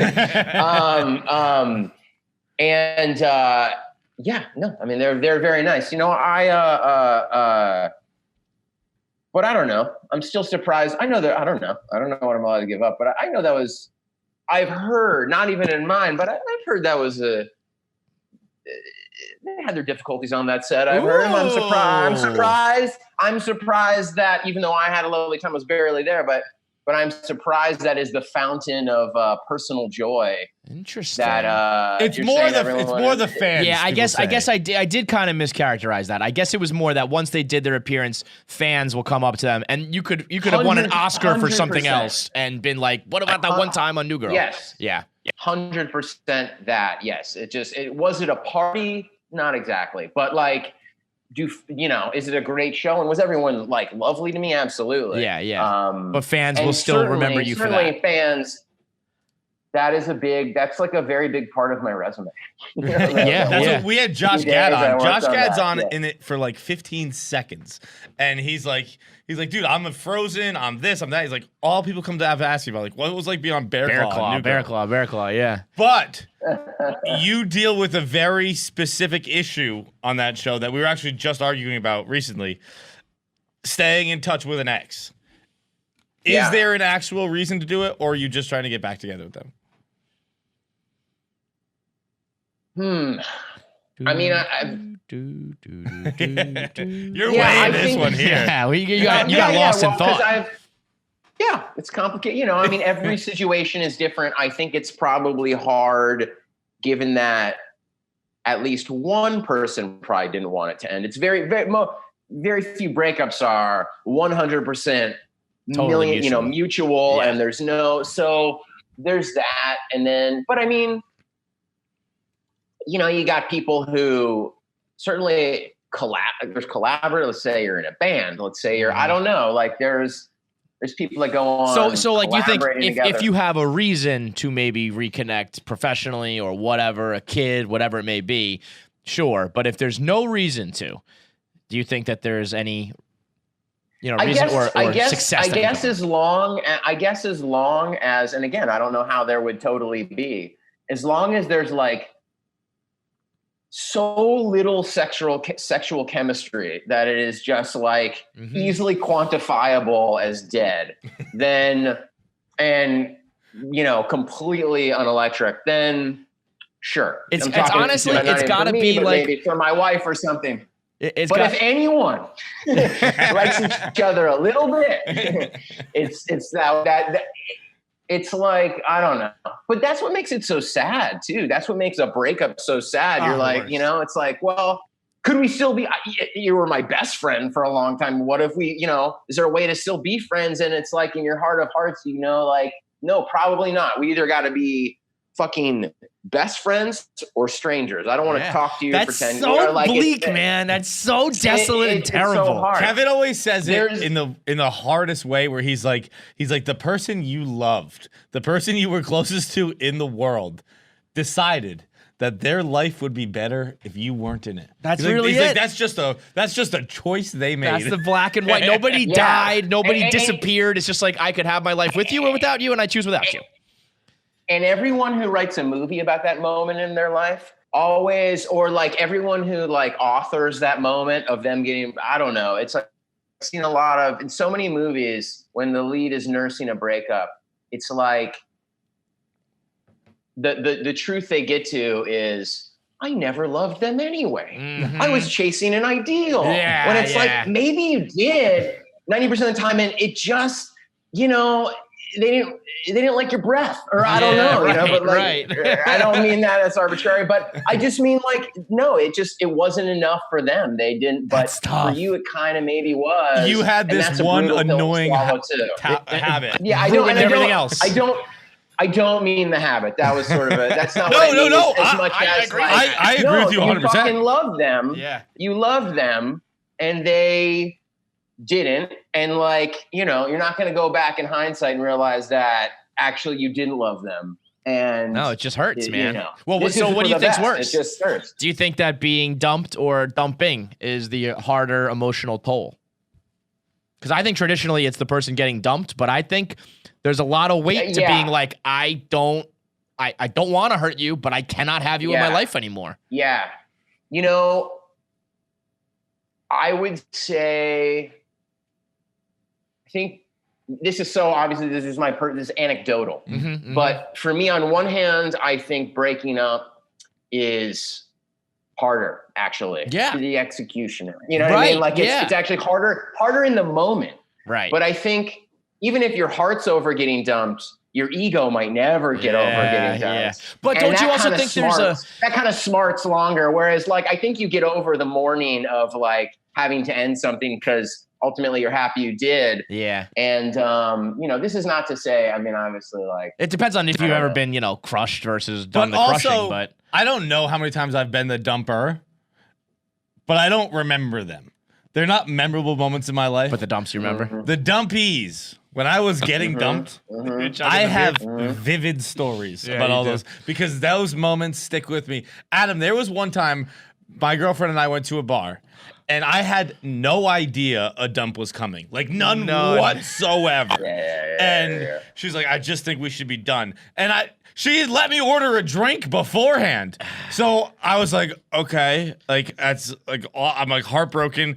And then the waitress comes and she puts down 2 beers. And my ex-girlfriend at this point was like, she's like, you don't have to stay. And I was trying to play it off like we'll be friends. I was like, nah, it's cool, no big deal, whatever. And then I started drinking the beer. And like as I was drinking the beer, I was crying. And then I was like, if I put this down and like just keep like hang out here, that's an insane person move to do. So I just kept chugging it. But because I was crying, I couldn't swallow it all. So it started spilling down the side of my mouth. And I'm just weeping, trying to one-touch this beer. And then I got up pretending none of it had ever happened. And I was just like, all right, see you later. And make it stop! Make it stop! God, take it away. It is the worst story. And like, like I don't want to dump someone, but also I don't want that fucking memory in my life. Please put that into a movie one day. I'd like to amend my answer to just say that I think it wholly, whether it's harder to be the dumpy or the dumper, but I just think it wholly depends on the relationship and how much that relationship means. Yeah, of course. The end of it you're on. Yeah, no, you're right. It meant nothing to her. I think when you get dumped and you can be like, I'm gonna hit the gym. You can kind of take it as like an inspirational thing. Whereas when you're dumping, it's like, well, I'm just crushing this person. Yeah. Okay, next. We're gonna hit you with a couple questions before you go. It's a game we play called Answer the Internet. These are questions from our listeners over the last decade or from the deep dark corners of the internet to really just kind of make your brain think. So let's let it rip. Okay, this one is on topic, so we'll start with this. Is it acceptable to break up via text? You need a qualifier for that. I mean, no, because by virtue of breaking up, you probably should know them better than just a text. Like, you're not. It's not a breakup if you can ghost someone by text or whatever. You know what I mean? To actually end a relationship with text, no, you gotta own it. I feel like as we go further in time, though, I think that's becoming more and more acceptable, even though it probably shouldn't. But I feel like if you asked that question 5 years ago, it's like a hard no, and I think you ask it now, and it's like I don't know. We text all day long. World is on. Yeah. I still think there's something about having to, if you do it, gotta wear it. Fair enough. And yet I say no. Yeah. And yet I say no. Okay. If you had Unless it's free abusive throw, and you're just fleeing. Go ahead. if you had one free throw, and if you make it, you get $1 million. If you miss it, you can never send a text again. Do you take it? No. Can't shoot? No. What would be your sport or activity or I think whatever? anyone who takes that shot is insane. Like, unless you're LeBron James. Steph Curry, man. Steph Curry's hitting that. Right. No, if you're a professional basketball player and you make it more than 50% of the time, all right, but then again, you probably have lots of millions of dollars and you don't need that money either. What if I make that number 10 million? 100 million. What number does Adam Brody need to take that shot? To never text again? That's the risk, at least. But you might walk into what? $250 million? You're saying no to 250 million, Adam? Can I do WhatsApp? Can I get no DMs, text communicating. No nothing. No writing communicating. You gotta period. talk on the phone to everybody. I wouldn't do it. I don't think for any amount. Get out of $1 billion, Adam? $1 billion. All right. But I'm probably going to miss is the thing. So you have to factor that I'm probably going to miss. And I'm an okay shot, but I'm still not over 50%. Right. I could practice for a while. I could probably get pretty good. Yeah, you should start now. Because once I get $200 million, I'm coming to your house. Yeah. But I have to assume I miss. So it's just that. That's true. I never actually think about that. See, that's very, that's negative thinking, Adam. You don't have to assume you're going to miss. But it's also, it's almost a guarantee I miss. It is a 1% chance I hit the shot. Maybe. Why? Just you're not confident? No. Even really? I mean, with practice, you couldn't work up to 50-50? Look, if I was 12 at the CYO in the corner 3 spot, drained. Money. 32 on the free throw line. Nervous with something on the line. What would Adam Brody's like? What one sport or skill or activity or whatever? What would you be confident in to put that on the line? Could be anything I don't know from how to quantify. Yeah, I mean, I don't know. I don't like those. I just don't like that. I don't like that risk. Very risk averse whatever guy. it is. But I mean, a free throw is good as anything. You know, I mean, I surf a bunch, but I don't know how to quantify that into a make or break situation. Well, if there was like you have to am catch I a better wave. surfer than a basketball player? Yeah. Yes. What if I said you got to that? catch a wave? I don't know, in the next like 3 or 4 waves or something like that, and like ride it, all the way. I don't know how surfing is kind of weird. That's what I'm saying, but yeah, I could do that. You know what's crazy? Have you watched that show on Netflix, Magnetic? No. Is it the Extreme is it Sports? the Extreme Sports one? Yeah. I just watched the surfing part. Yeah, the towing. Those waves are insane. And I thought that usually you have to wait for like Point Break, like the 50-year storm. Those waves are like almost always there. It's insane. And there's a new spot, like that spot in Portugal. I think it's in Portugal. Is like the last like 3, 4, 5 years every year that breaks the world record. Before that, it was like bounces back Jaws in Maui. Before that, it was Mavericks in Central California. Anyways, point is like they're kind of finding these spots all over the globe and geo-tracking stuff. And what's the biggest? I don't know if there's any more. Have you ever ridden a wave like of even close to like that magnitude? No, that's crazy. I'm not right? even remote. That's a different sport. Yeah, you know what insane. I mean. That's a sport of like that's like free solo, rock climbing stuff. Yeah. Where it's like I want to tempt death, and and it seems amazing, but it's not. I don't have the constitution remotely for that. No, it's nuts. Couple more here. All right, let's see. If you ate yourself, would you double in size or disappear? Head down, brain buster. You got to be high for this one. I mean, I think you're gonna disappear. Yeah, certainly not going to double. You're certainly not going to fucking double in size. You're going to disappear because you're going to die, and then you're going to erode. You're going to decompose. Do you have any interest in tasting human flesh? I got a baby, and you want to eat the baby, Adam? Like veal? It's so soft and squishy. But because like there's a part in Snowpiercer where Chris Evans is giving a monologue in the end about how like he had to eat kids and he knows baby or people because they're so they're starving and he knows babies taste best, and like I'm sure that's true. By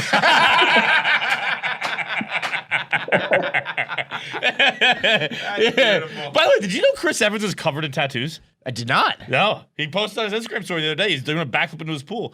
Chest tattoos everywhere. Of course. Okay, Adam, if you had to get a lip tattoo, what would it say? Oh my gosh. Lip tattoo. Just, I guess, just like vote Democrat. You would, if I were you, I would go something OC related on that one. Because it's already such a ridiculous thing anyway. If you were just like, bam, it says like Seth Cullen or whatever your name was. That'd be perfect. I guess it would just be like my name and social security. So if somebody could find me. Or like medical information, blood type, etc. All right, let's see. Our last one here.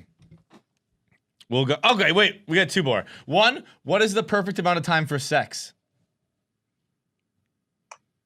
Just length of time. Yes, correct. Oh, the joy. They all have their place. It's true. Is what I would say. Yeah, I certainly don't think there's a whatever. No, but here it's like cereal. Like there's a bunch of different cereals that I like, but I got my favorite, Right. Well, can I ask you? Oh boy, this is. You can ask follow-ups. Go ahead. Does sex include all warm up activities? Start to finish. Okay, so start to finish. This motherfucker's gonna say like 55 minutes or something. You're gonna hit us with some. No, I don't know. 6 hours, 7 hours. I don't know.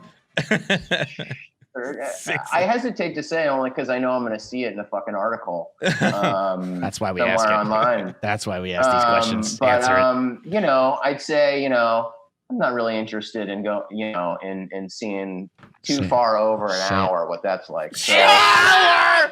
I was gonna say 13 minutes, an hour. I'm saying I'm not interested in seeing anywhere past that. Yeah. So like 30 minutes. I mean, I'm interested in seeing it like I'm interested in seeing the afterlife.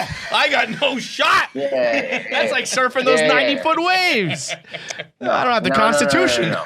Likewise. Listen, I'm trying to. I don't know. All right, one more. What do we got? I don't know. Last one. Perfect time. I don't know. 20-30. All right, I like that. 20 minutes, 30 seconds. 25 minutes. 25 minutes. Done. Write it down. A little 25. long for me, but I get it. It's a fair answer. Last one. Do you say God bless you after every sneeze? No, but I sneeze as loud as I fucking can. Yeah. I let him rip. So does my daughter. Yeah. I was going to say, that's some dad shit. And that's what my dad did. Yeah. Yeah. Like, I'm going to clear this room out. Whenever people are like, they're like, and I'm like, your head's going to explode. Let it out. Let it rip. I do this thing. I do try and catch it. I have some allergies, and so I sneeze, more than average. And I try and catch it. And sometimes I'll just like break my nasal cavity by catching it halfway. Right. And because I can stop myself sometimes in public, and sometimes it just backfires, and it's like terrible. I never try, and every single time I'm like I'm basically cramping. Like it's crazy loud, and then I'm just like I start shaking everywhere. My father he sneezes no less than 7 times every single session. And my mother has this rage that's like, I've been listening to this shit for 40 years. And I swear to God, she's going to kill him one day. I swear to God, she's going to murder him. And maybe the kid detective can be on the case to figure it out. We appreciate the time, man. Thanks so much. Kid Detective is the new movie. Guys. Yeah, man. I'm happy to hear it's in 850 theaters and whatever. So it's a big release. That's really awesome, man. Congratulations. Appreciate it. Have a good one. We'll talk to you next time. Fun. See ya.